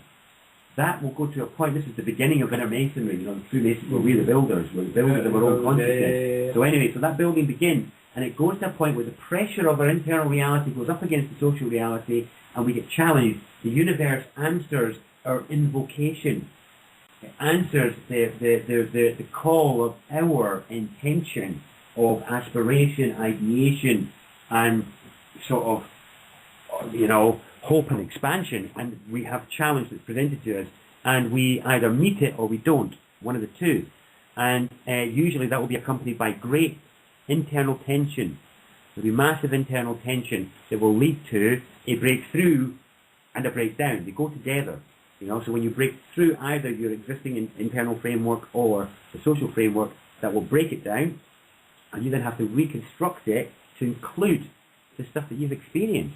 And the problem that most people are up against is that process actually takes a few years from serious breakthroughs, serious spiritual experiences, serious connected experiences. It can take you a few years to make that coherent, and to make it something that you can share cohesively with others. And I know that in the events that I do, it's taken me 7 years to make the 5 events I've done. It's a bit of a subject, isn't it? Well, each of them is a massive subject in itself, and they've taken years to say, well, okay, actually, how do I, point out, make the point of what I've experienced to share, in terms of understanding our human processing. And so that's been a part of the journey in itself of my rebuilding after my breakthroughs and breakdowns. And we're all up against that, And you're going to make new breakthroughs. And exactly, that's the point. And we have to be flexible to that. There are no the conclusions are a temporary stepping stone. As soon as we make absolute statements about ourselves, about anything, about our belief, about our, ideas of self, as soon as we make any absolute conclusions, we've doomed ourselves. Well, one thing we advocate on this show is presenting your evidence. So I see. Sorry, I was just going to say, I see in youth and in young people in general that with each generation, they try to take the language into their own hands, and they come up with their own language. Do you know what I mean? You speak. Yes. And I feel that to a great extent is being hijacked through. That's all brilliant, mate. But this is really interesting, because this is about our loss of meaning. It's like you said about the loss of meaning, where the language is becoming important. I remember there was a campaign in America a few years ago about the simplification of English, as if they hadn't already overly simplified it. What in America? Exactly, the Americans, they'd already simplified it enough. And there was this placard that they were going round with there is no I in friend, and it's spelled friend, F-R-E-N-D. There is no I in friend. And it was just like, you missed the point. And again, it brings it to the silent characters. So people think that because they don't understand what characters are, we don't understand what the alphabet is, we don't know how it actually operates on mental consciousness properly at all. And by us dismissing that, we have doomed ourselves to a shallow experience of things, you know, because we misunderstand the role that mental substance, you know, it has in terms of connecting up our united experiences within ourselves with our external reality. The mind is actually there to be a bridge between the two, and when it's in this deformed state, which is what it's in at the moment with all these mispointed spells, it can't perform that function. It just can't do it. Yeah, that's a misunderstanding of individualisation or individualism, because it's really it's undivided. Exactly. You know? So it's not about being individual, it's about being communal, you know, conjoined or whatever. And I've got another word for you, because you're talking about what we believe and like, I was always, from stuff that I looked into and people I was involved with, we were taught not to accept, not to reject, but to question and experiment and verify. Yeah. And it was quest, eye on. You're on a quest. Quest you're on to discover. And you make it, like we were talking in the car about, using the imagination, the imaginative faculty, to become a magi. You know, to use magic. Because imagination is step one. Yeah. It's step one. To expand beyond the boundary of what you've given, you must imagine first. You must. It is step one to anything. It's so essential. The imaginative creative faculty is the gateway to all true spiritual reality and connection and all the rest of it. Well, we've imagined this so far. And you've got to have a dream, or else you'll never have a dream. Exactly. And this is what is actually... Oh, that's lovely, that, isn't it? It's fab, though. It's absolutely fab. It's so true. It's very because true, where is the substance of life otherwise? Well, where is it? It's manifestation of consciousness, isn't it? If you don't sort of imagine, you'll never... The world won't turn in its torus. Yeah, that's a really interesting point, because we're forever manifesting and creating our internal reality. Yeah, I mean, our friend Freeman has always come out with these interesting facts that, you know, when Disney says they'll capture your imagination and they want to take you away from you being your own, you know, we're manifesting their world as opposed to our own. And they say making dreams that come true, or making dreams for you, or something like that. They're making the dream. Imagination. We can make a dream come true. Yeah, but they're making the dreams for you. It's their dreams that you're dreaming. This is what I was talking about yesterday, These dreams of like the American dream of having this or having that. The New World Order money, dream, the terrorist dream, the warmonger dream. Have you seen this? There's this exhibition in Manchester just now called Once Upon a Wartime. Oh my goodness. Once Upon a Wartime. A series of powerful and evocative stories, apparently. Do you know what I mean? But what a change that is in terms of whose story of the human truth is that? Whose story of the future are we being asked to be once upon most of the time. The word belief as well is be life. Yes, it is be life, do you be it? Do you live it? Yeah. It's not your belief otherwise, it's rhetoric, it's hypocrisy. And so we've got... And you are in colour. Sorry? You is in colour, so you're in colour. Yeah. Oh, yeah, interesting. Yellow. You're in colour. That's my you're in colour. I was talking to you earlier about colours as well. Is it the guy that's Dennis Detchell? If you just he's on Oracle Radio. Right, okay. If you the Luminous Observer, he's called Dennis Fletcher. Yeah. Well, I was mentioning him to Darren. I was listening to Kyle's show before we went on break. Oh, really? Oh, were you? Yeah, it was excellent. He's controversial, but he's spot on. We must be able to break down controversial in some way. What's a controversial? Con to be vocal. Have to ask Darren. There's verse in there which is found. Just have a awakening on. Or that's in there as well. Or conjoin, sound or verse or contract is another contract. It's a contract, isn't it? Okay, we're going for a quick break with what's this? T1 Awakening. Yeah, T1 Awakening. Hello! Well, that was the latest one from old Sonic there. Good old Sonic. Good old Sonic sitting at his old digital thing and giving us a digital tickle there. Good.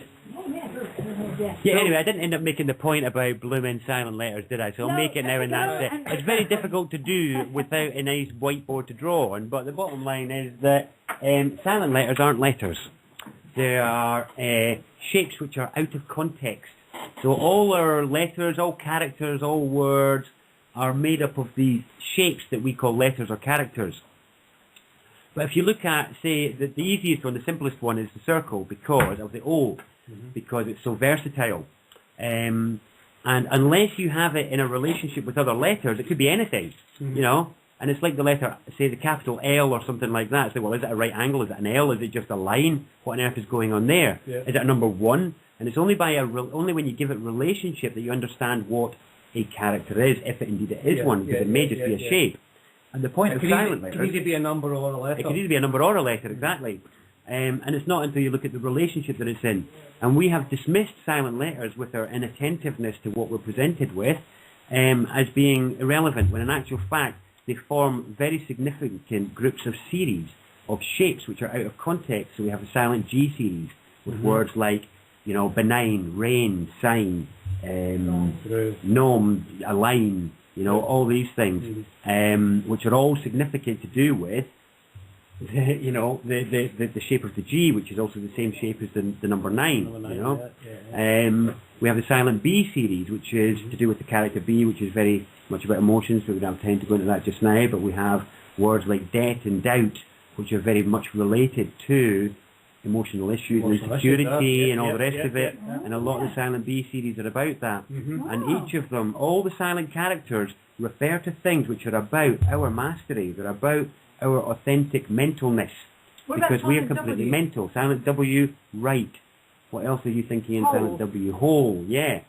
So this is to understand what each one means. The silent K series. Silent K series is like night, knickers, knob, knee, all these things. Yeah, the silent IGHT series.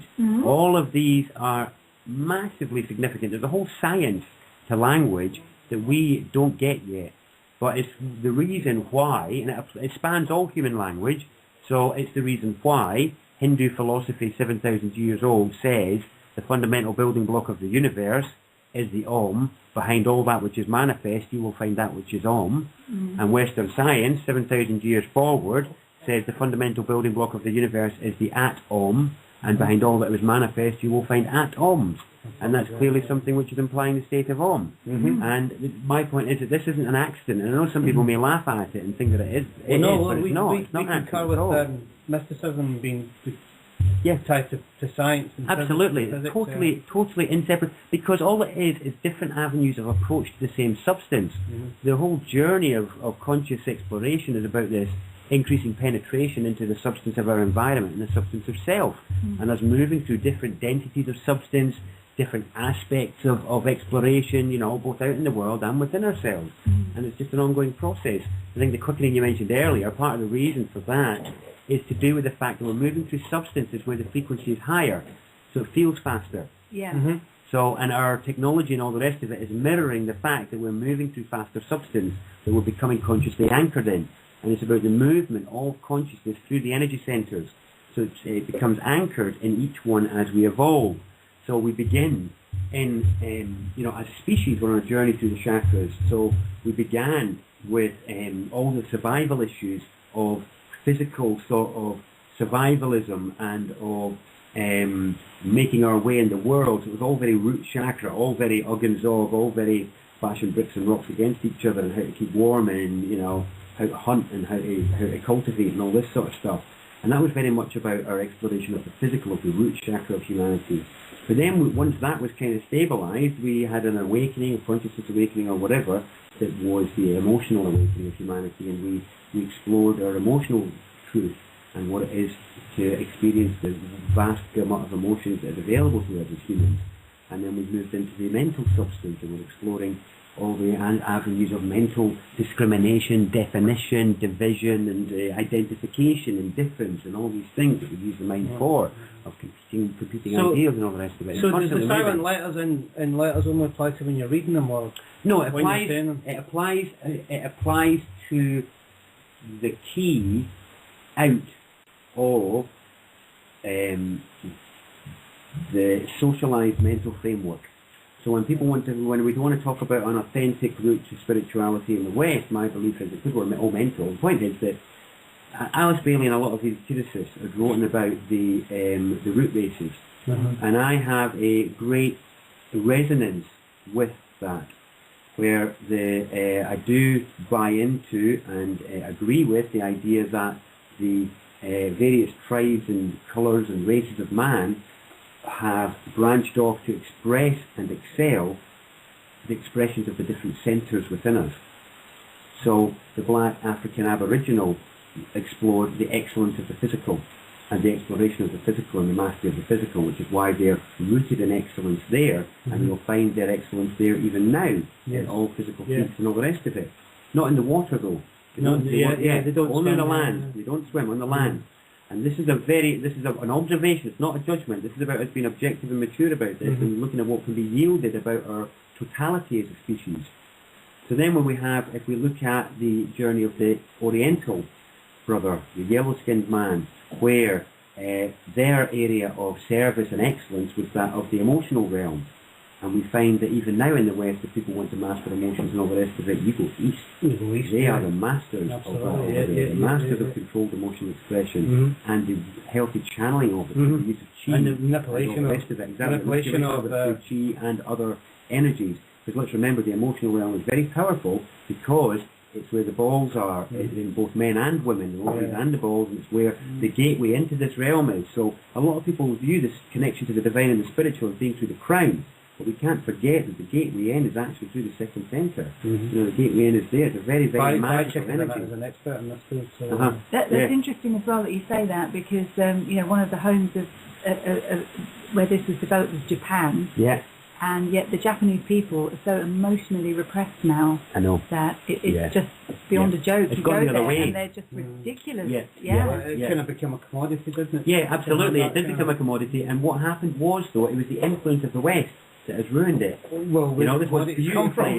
Yeah, exactly. I mean, this is it. And we'll get to why that is now, because when we look at the Aryan race of the white man, what's really interesting about his role is that it is of the mind. It's the realm of the mind. And it's actually the realm of lower mind, not higher mind, lower mind, which is the concrete mind. And this is why he cannot help but build concrete structures. Now what happens is the lower mind is called the concrete mind because it believes its ideas are real. So by that, people think politics is real. They think morality is real. They think philosophy is real. They view these as real things rather than just human agreements that have no existence other than us. You know, the social structures and all the rest of it. This is lower mind. It's not true mind. This is belly mind. And this is really interesting. This is like the waves on the ocean, elementally speaking.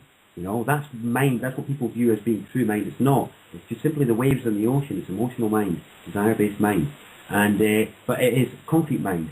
And what's interesting is that the expression of Western culture across the world is to do exactly what the lower mind seeks to do within the self, which is to pave over the rest of the self with it, to make the rest of the self, to own the rest of the self, to make all the rest of the self mind, to dismiss the emotion, to dismiss the body, to make it all about the mental I, rather than the things which move, the things which create substance, which create energy, which are the truth, exactly, all the stuff. It ends up becoming the shallow, empty truth, where we bought into the idea that mental understanding and exploration could yield spiritual connection and wholeness, when in actual fact it can merely foster connections and discriminations, and it's merely is of limited use in the same way as other things are of limited use. And we've got to get that in context, because that is the way we defeat the problems of the world.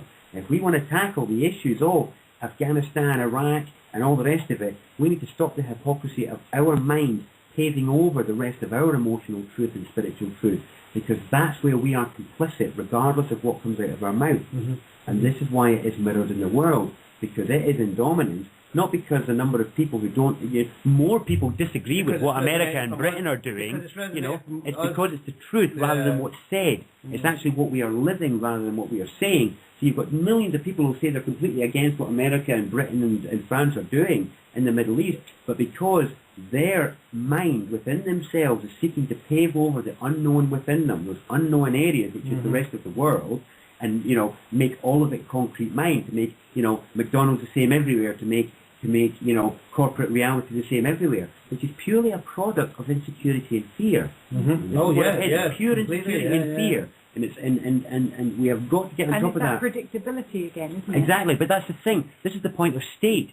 It's all arisen, and we have to own this. It's arisen as a result of our insecurity, of our desire for continuity, to know that when we go back to the one place, we're going to get the same, and it's going to be as good as before, and blah, blah, blah. And this has become a beast.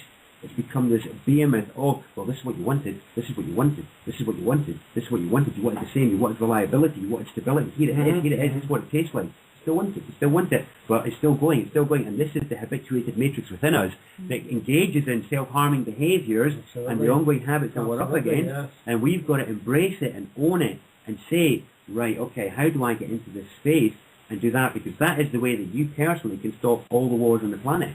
You know, that is the way that you personally can save all those children that are being blown up and starved. It's by actually feeding the neglected parts of self. You feed the neglected parts of self, let's watch all the people in the world get fed. You start stopping paving over the rest of your aspects of self with the mind and start to give them expression in themselves, and let's watch that disappear in the world, because that is the magic of co-creation and reality that we can manifest, and we could do it in the space of a few months if people engaged in what I was talking about there. Literally, that's it. And you won't have to go anywhere. None of us have to go anywhere. None of us have to stand outside anybody's house. We don't have to hold a single placard. You know, they're often an easier way than that, aren't they? Just by sticking their hands in their pockets. Well, this is it. They want this is Messiah complex. It's wanting somebody else to do it. Please, come on, Jesus, save me, do it. Somebody go and do it. You know, and it's like... absolutely. Honestly, the pressure. Do you know what I mean? It's like, no wonder he's not come back yet. Do you know what I mean? He's like, bloody hell, talk about performance anxiety. And not only that, would you want to be showing a big thing that honestly nailed you up on? Yeah, exactly. It's like, excuse me, you showed me at my weakest point rather than my strongest. Right, you can wait a bit longer until you get the point. I apologise to Bill Hicks for stealing that joke, by the way. I love it. Hey, Jackie. Messiah.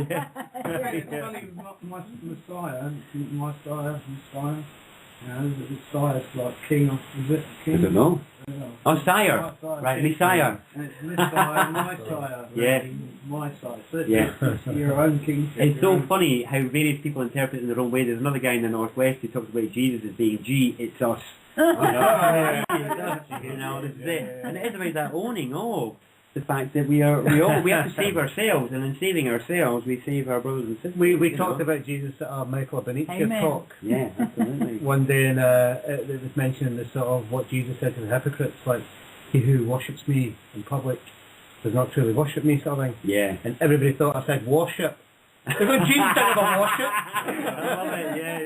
Yeah. Brilliant. You misread that bit. Yeah, I didn't spell that one out very good, I'm afraid.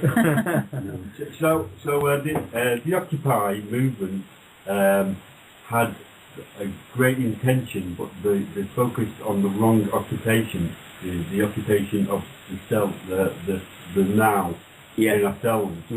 As opposed to occupy yourself, just outside some financial institution. Because if we all occupy our mind and absolutely space, our emotional, our emotions, even the bankers, then the bankers wouldn't do what they were going to do because they'd realise that they're in the same space. Yeah. What is very interesting here is that this, you've heard me mention the space initiation a few times over the last few days, and it's massively significant because it's the fifth element, and it's a misunderstood point.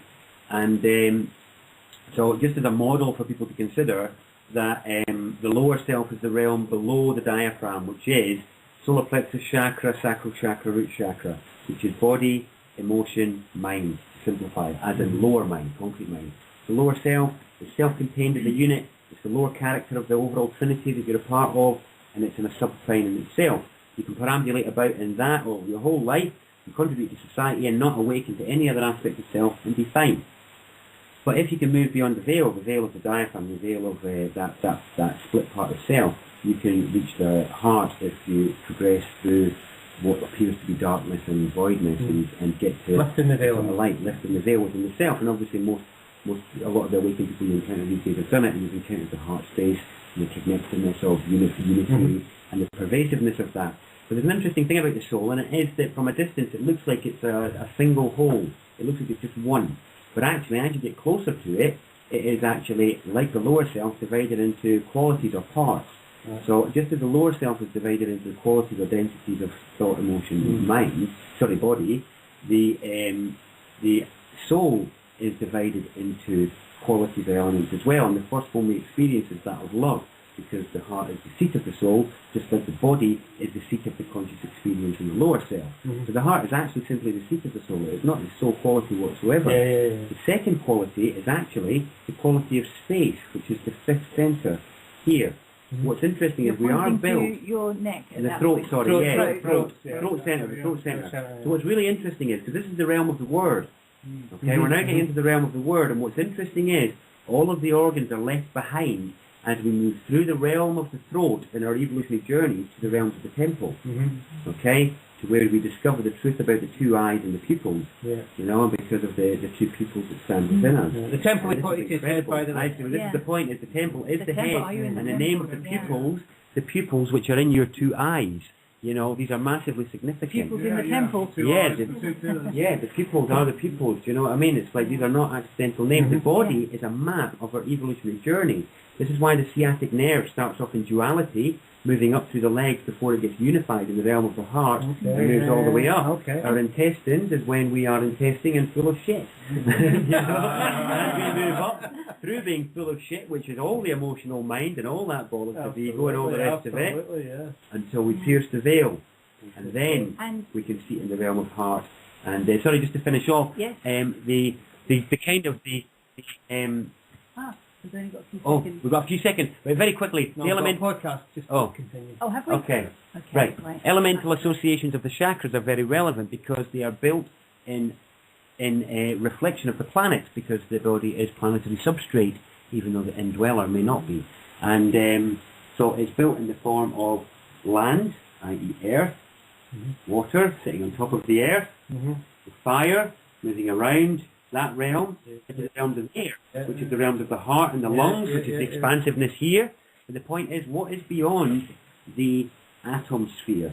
So I didn't call it the atmosphere, I think it's misnamed. The atom sphere is where there are atoms. It is space. And space is the fifth element, which is the initiation that we are all facing. And it is the initiation of abandonment, the initiation of individuation, of can you hold your space? Can you have healthy boundary and be non-codependent? Can your space extend beyond the quiet interior to own and push into the exterior, which is very much about our chi, our ji, our flowing force. Sorry. I'm going to have to leave, but we're going to end it up. No, I'm just going to make one point, and you're saying about the dome being the head. Yes. The temple. Yeah. And the crown. And the crown, yeah. And it's interesting that... and the nose. That a lot of... nose. I know you know. Yeah. Nose. That a lot of temples are built with dome-shaped roofs, and that actually the dome-shaped cavity is attractive to the telluric energies of the earth as well. This is something that I was speaking to with David Cowan up in Scotland just recently, who is good with the earth energies, and that he's written a book about it.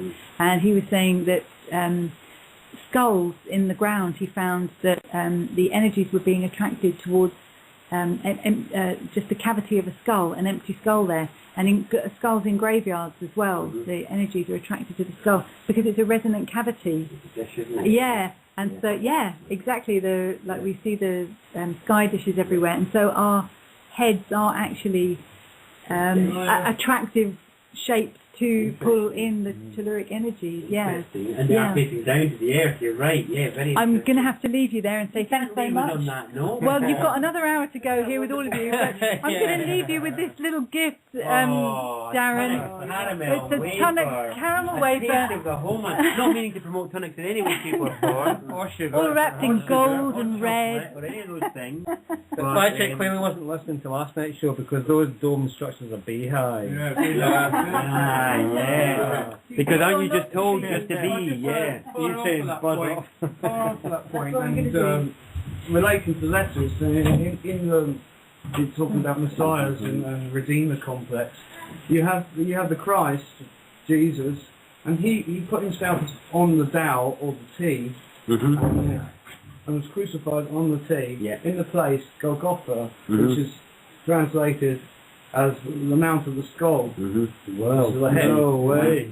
So yeah, that's Bailey talks a lot about how the journey of Christ as the man was a conscious demonstration of the initiatory process manifest on the earth. And it is an incredible view. 33 years, Absolutely. 33. Absolutely. And every part of the surrender is an incredibly poignant point. Whether you believe he was a real man or not, it's irrelevant.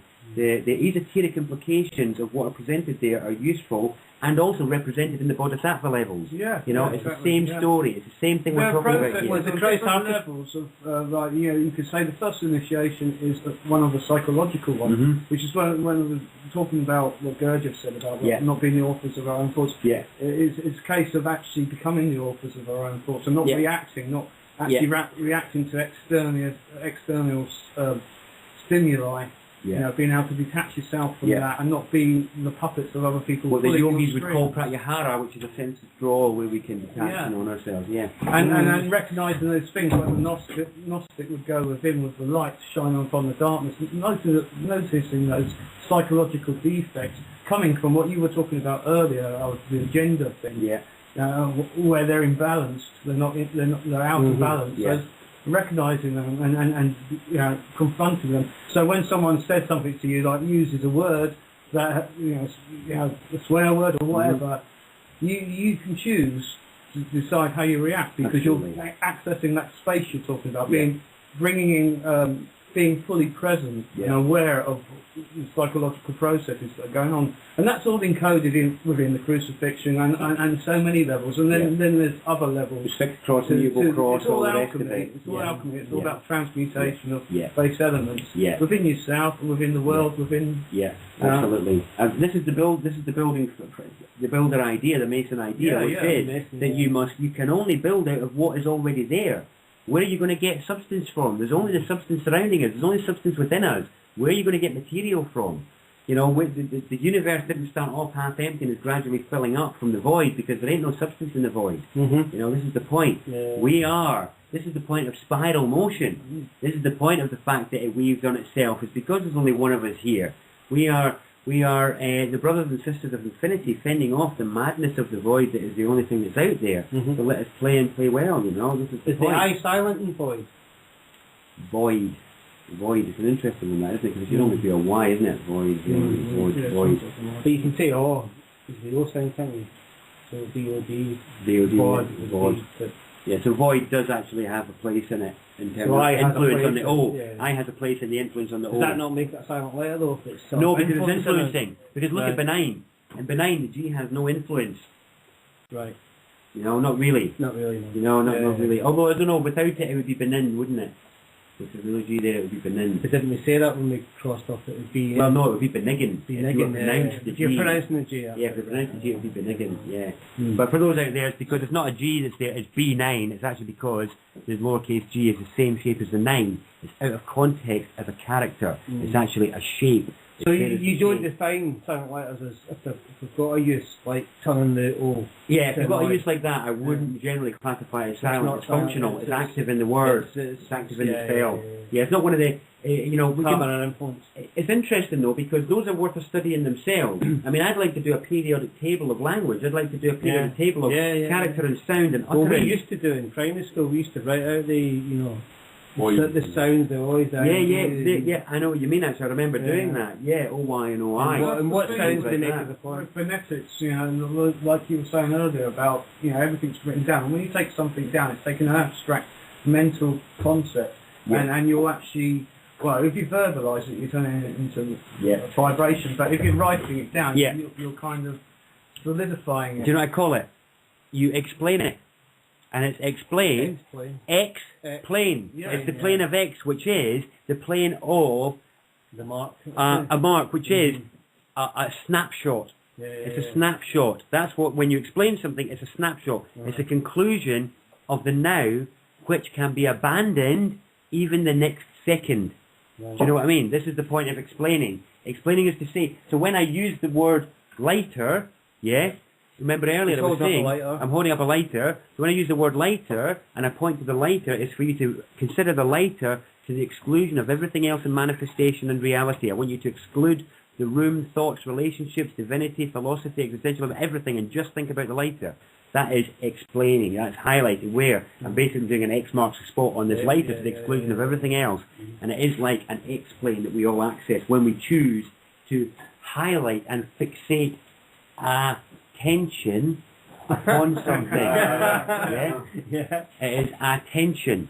So we give it attention. No, the attention is the result of focus. Because of music, you have between triads and different chord structures, you have tension, and tension. Okay, is the movement between the two? Is it? Yeah, different kind, whether it's a major or a minor. Interesting. There's that tension between them. Yeah. Right. Yeah. Well, everything is the Toltecs used to say the most important thing was your attention, because it doesn't matter how much of it you've got, it's always taken by something.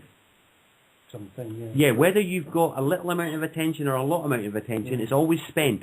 All the time it's spent. So what is it spent on? That is your divine focusing power. What's it on? It's your ability to create tension on things you want to attract or things you want to whatever. So your reality is an assembly of ideas and objects that you have attention on. And you have attention with them. And it changes throughout life. Your reality is a series of stories and beliefs that you have a tension with or not. And so there are tensions which get increased. So vice is an interesting one, because when you seek to disconnect from vice, you are put in contact with how much attention it has for you. So, if you're an alcoholic and there's alcohol on the table, you know all about tension. If you're a tobacco addict and you've just given up and it's 3 days down the line, the tension you feel with that packet of fags on the table, you know what tension is. Cigarettes, sorry, So this attention is really what's going on all the time. This is what Coca-Cola clocked onto when they said you've got to get people to hear your name or see your name 7 times a day. And this is what the point of the abuse and the rape of your landscape, where your horizon and your sky is stolen by corporate thieves who wish to take your attention with the message of their existence. Because what makes a company huge? Is it its presence, or is it millions of people thinking it's huge and thinking about it? What is it that makes it big? We never gave them permission. No, it didn't.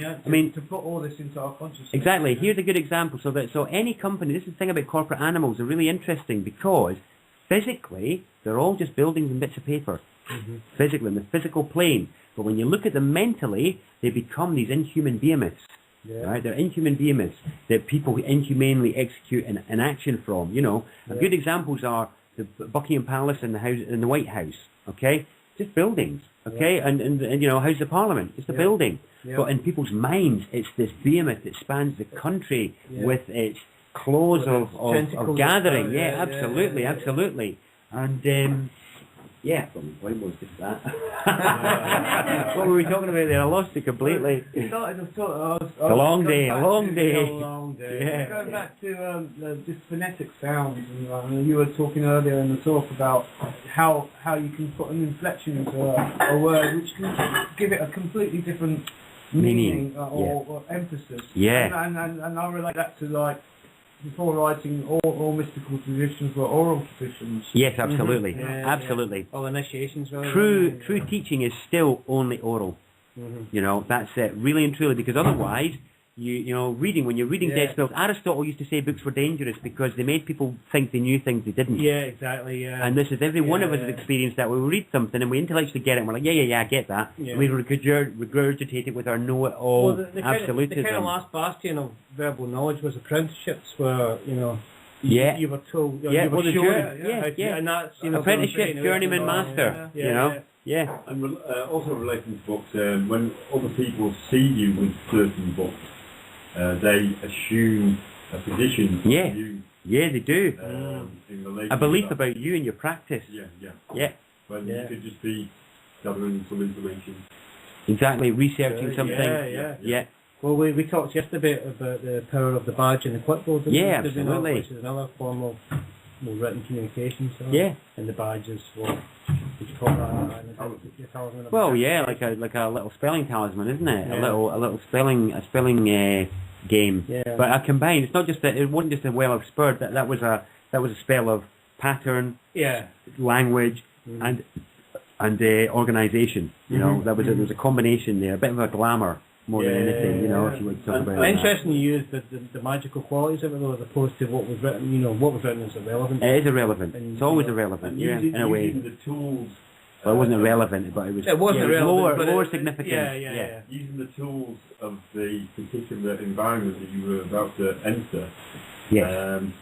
In a way which you. This was going into court, folks. Yeah. You could integrate yourself into that. I'll use the word interface because that's exactly what it was. It was seeking an effective interface with a particular environment. A subterfuge of what blending into your environment. Yeah. Familiar with their tradition. Camouflage. Yeah. Camouflage. Well, it's using the tools to enter the you have to have a badge. To me, it's no different. It's to me because I think, and I say it in with the utmost levity, divine comedy, but sincerity, that we are still on the journey of becoming properly mental, you know. And I do like to think that my area of excellence is in being completely mental. And I like to highlight the areas of the realms of the mental arena. And the stuff that I do is about mental healing, and it's about real mental healing. And what I view it to be is so we understand physical health and physical healing and emotional disease and emotional well-being, but mental healing is something that's still very new, and I feel it's something that is the fundamental hallmark of all the avenues of work that I do. It's about giving a mixture of verbal guidance and experiential practice that can heal the mind and bring it into alignment with our ever-increasing united experiences, you know, well, did you bit say by bit. The West are the most mentally ill? I think they are, yeah, because they are the mental arena, and they are a reflection of our overemphasis on the mind within ourselves. Like I said in both the session yesterday and today, I think we've been tricked in the West. We've been fooled with the Enlightenment. We've been fooled into believing the mind can yield fruits it never can. You know, there's kind of this hidden, unspoken implication that if you simply feed your mind enough and read enough books and explore enough courses, that you will accomplish some kind of wholeness, enlightenment, accomplishment or whatever, which the mind cannot deliver on its own. And this is kind of represented in spiral motion, because if you look at like spiral galaxies and all the rest of it in spiral action, it spins back to the centre in time. So the mind can go as far out as it wants to, its outer reaches on its own plane, which is the expansiveness that we feel within it, but it ends up having to come back to the start again because there's nowhere for it to go on its own. It can't go anywhere by itself. It's a flat plane, the realm of mind. The first multidimensional plane, the plane which can go both vertically and horizontally, is the realm of the heart. The lower three planes are all horizontal. The physical plane is flat, you know. I keep walking, and even though the world looks round from out there, relatively to me, it's flat. You know what I mean? It's a flat plane. The emotional plane is a flat plane. The mental plane is a flat plane, but it's the heart plane that is the beginning of the cross.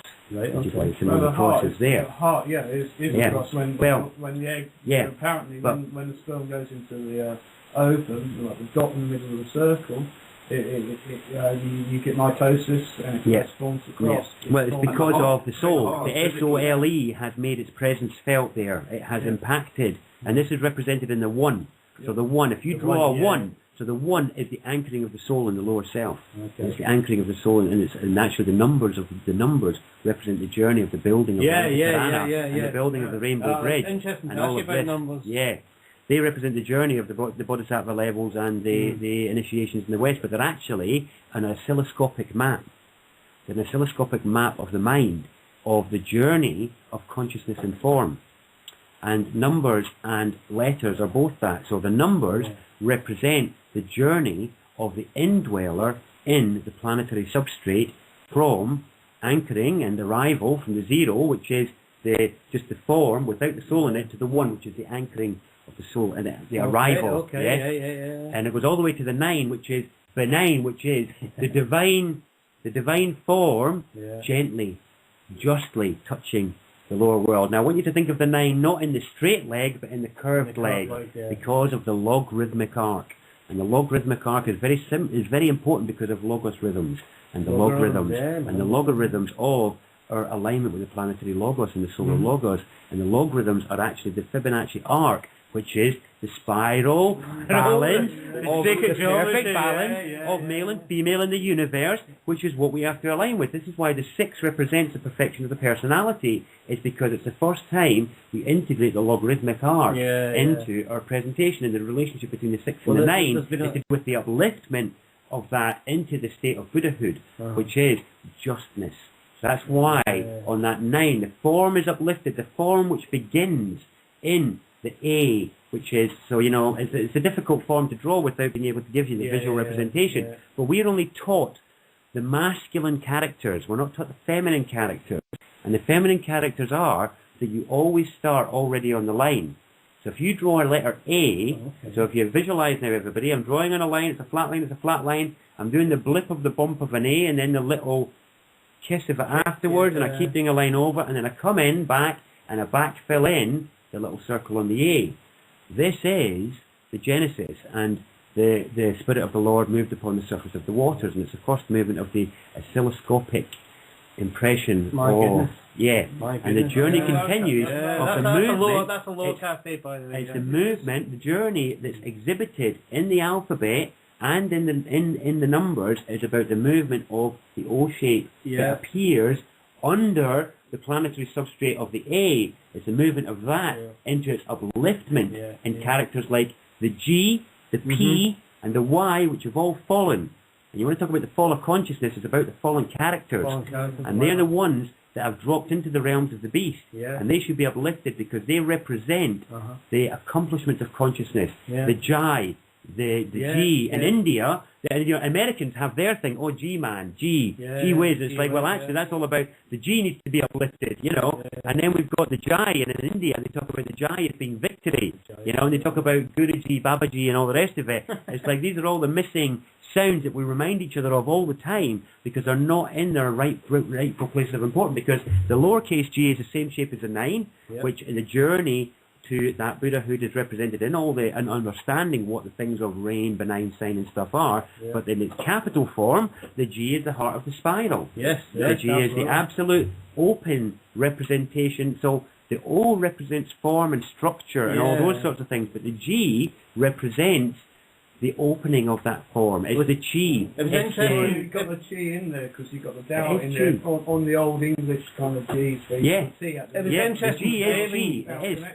When you were talking about the masculine or the male and the female sort of thing, and the male energy being the energy that pushes the female energy to the side, and that kind of made a G, doesn't it? It does, because what happens is, so the feminine energy is represented by the circle because it has a natural entropy on itself. This is where people are lost. They'll walk in a circle.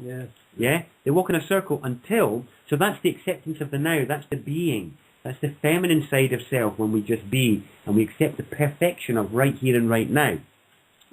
But the coming is the masculine, it's the male half, and it is what creates the spiral by forcing the entropy, is the force of change upon the entropy of the feminine, and it's what creates the change. Is that the horizontal line? That's the horizontal line at the beginning of the spiral, and this is, or at the end of the spiral, depending on your perspective, whichever way, it doesn't matter. But what's interesting is that is actually the absent quality in our culture.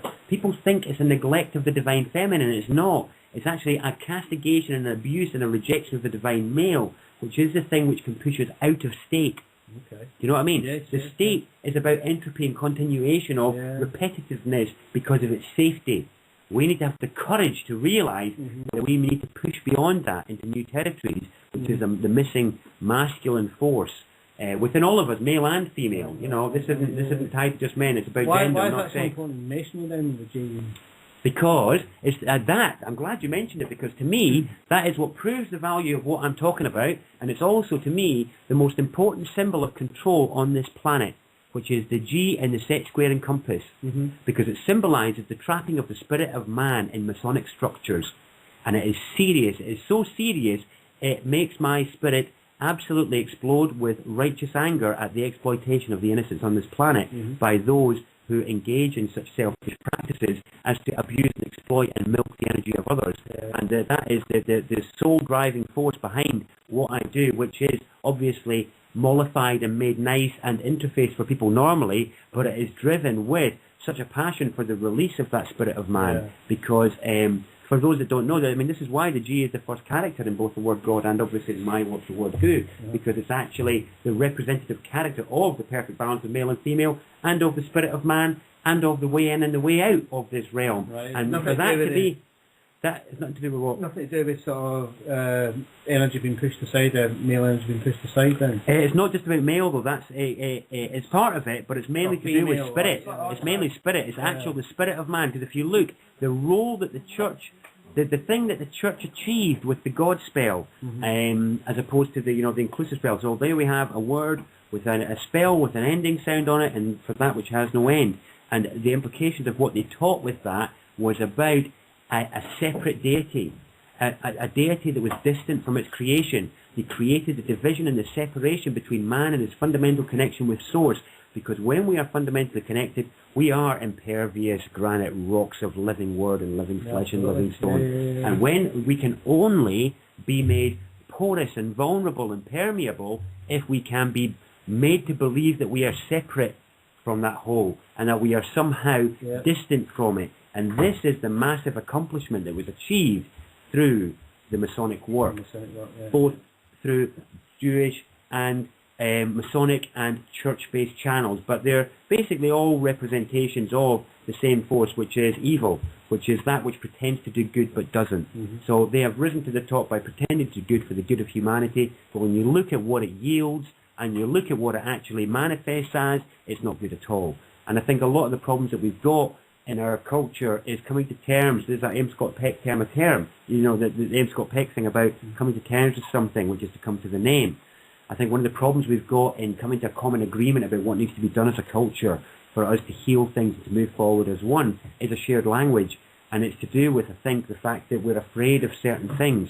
So I gave the example earlier with you guys in the workshop about how because anger is the most castigated emotion of all, and it's abused and mistreated, and people think it's bad and evil, which isn't true. It's only its expression that is, but the only reason its expression is because it gets judged from the minute it's shown. So the first time you show anger, you're told it's not good and you've got to put it away.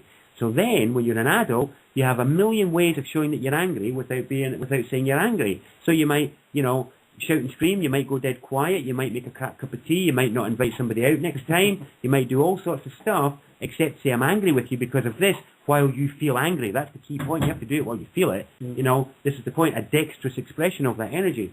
So instead, the same energy in each of us, which is anger, can give rise to a million different expressions. And I think this is what we're up against in the world, where we have stories of reptilian aliens and stories of paedophile Satan cults and ruling families that want to chip us and clone us and all the rest of it. And I'm hearing all this and I'm like, that's pretty full on. I can't really talk to my mum about those things. And my gran certainly will have none of it. How are we meant to unite? How are we meant to unite our community and our species when we're talking about the Queen being a 7-foot reptile and, Prince Charles being a baby murderer? That's not a conversation I can have with my gran. It isn't. And I don't want to have it. I don't believe, and I don't actually believe it. I don't care whether it's true or not, to be honest. But the reality is that, I do care, but there's not much I can do about it right now. I just wanted to say that, The point is, it's irrelevant to me. That's irrelevant. Don't eat babies.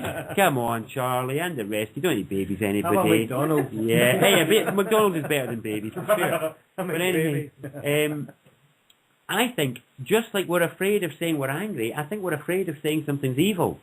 We have good and bad now, but nobody wants to talk about evil anymore, because people always think it's about the church. And you think, you want to talk about God now, don't you?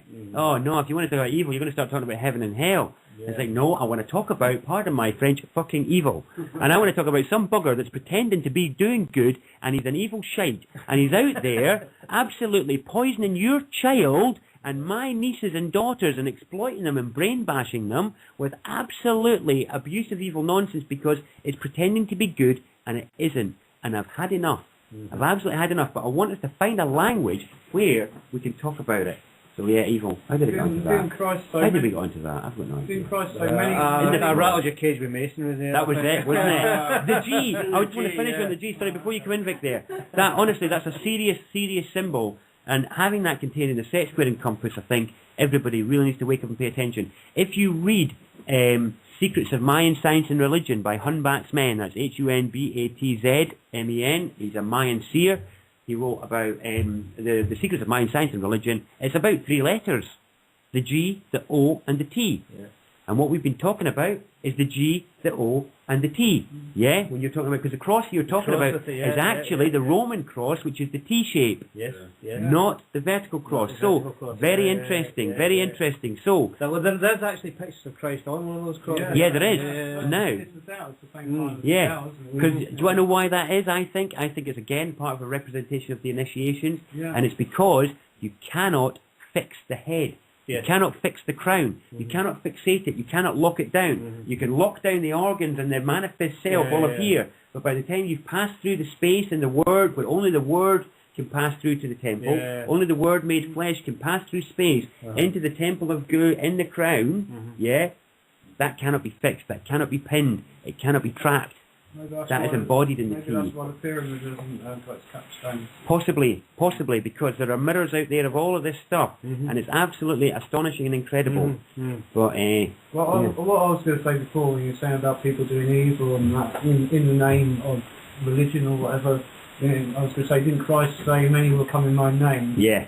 Many evils will be committed in my name. You know them by their fruit. Exactly. That's beautiful. It's a beautiful, succinct, exact representation of it, and that is exactly it in a nutshell. See, there's so much good stuff in that book. You know what I mean? It gives this, but then the thing is, a few spelling mistakes in it can make it seem like a lot of nonsense. But there's some good stuff in there. Billy misrepresentation of the Bible actually happened in George Cross, didn't it? And no, what was that? No, go on. No, I was just saying the crucifixion happened in Glasgow, didn't happen.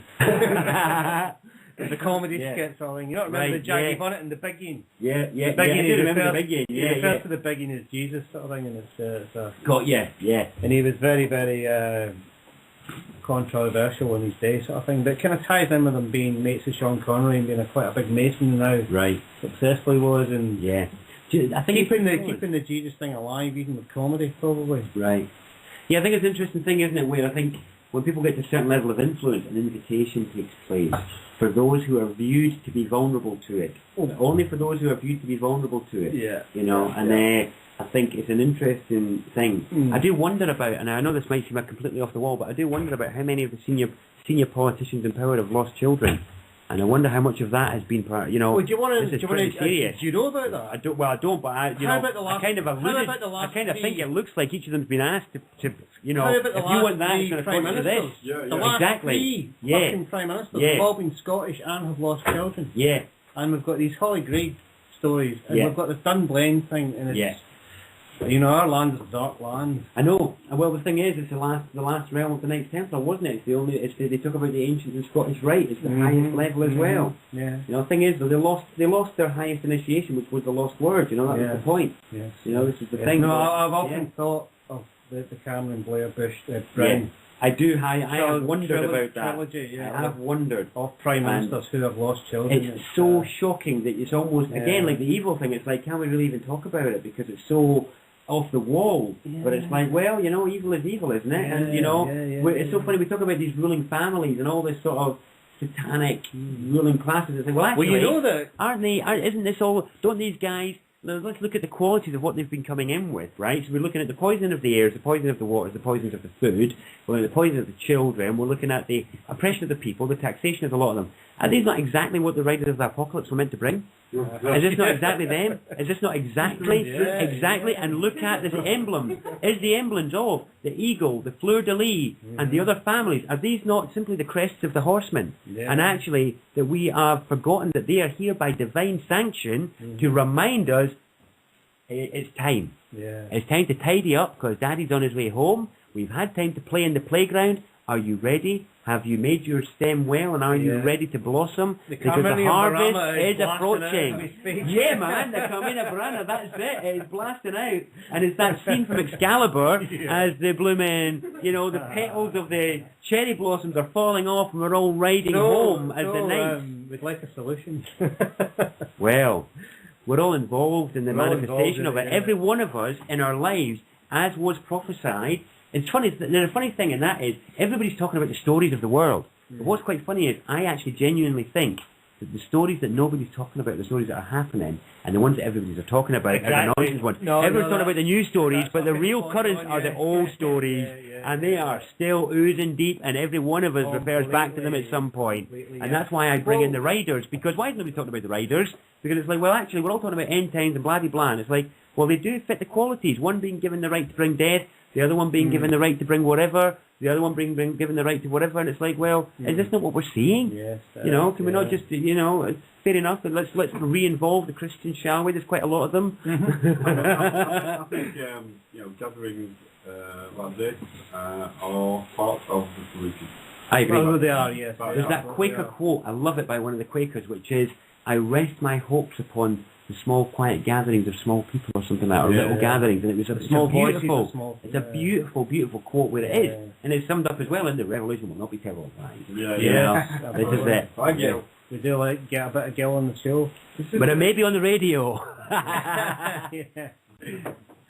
Hopefully it's on. Yeah, well I think it is on the radio, because the radio it's like we were talking earlier about spoken initiations and things being written down. The word is, you know, the radio is a powerful thing, and I've always loved it. I've always, it's always been my choice of media. And I like the lack of glamour in it. Because it's just a voice, and you can read the authenticity in the person's voice, but you're not being, there's no overlay of graphics here, there's no music making you feel good and rousing, apart from you trying to come in a banana, but hey, that's okay. That was our little... But you can still function whilst listening to the radio, whether it be listening to music or listening to, you can still be doing something. It doesn't fixate you. It doesn't hold you.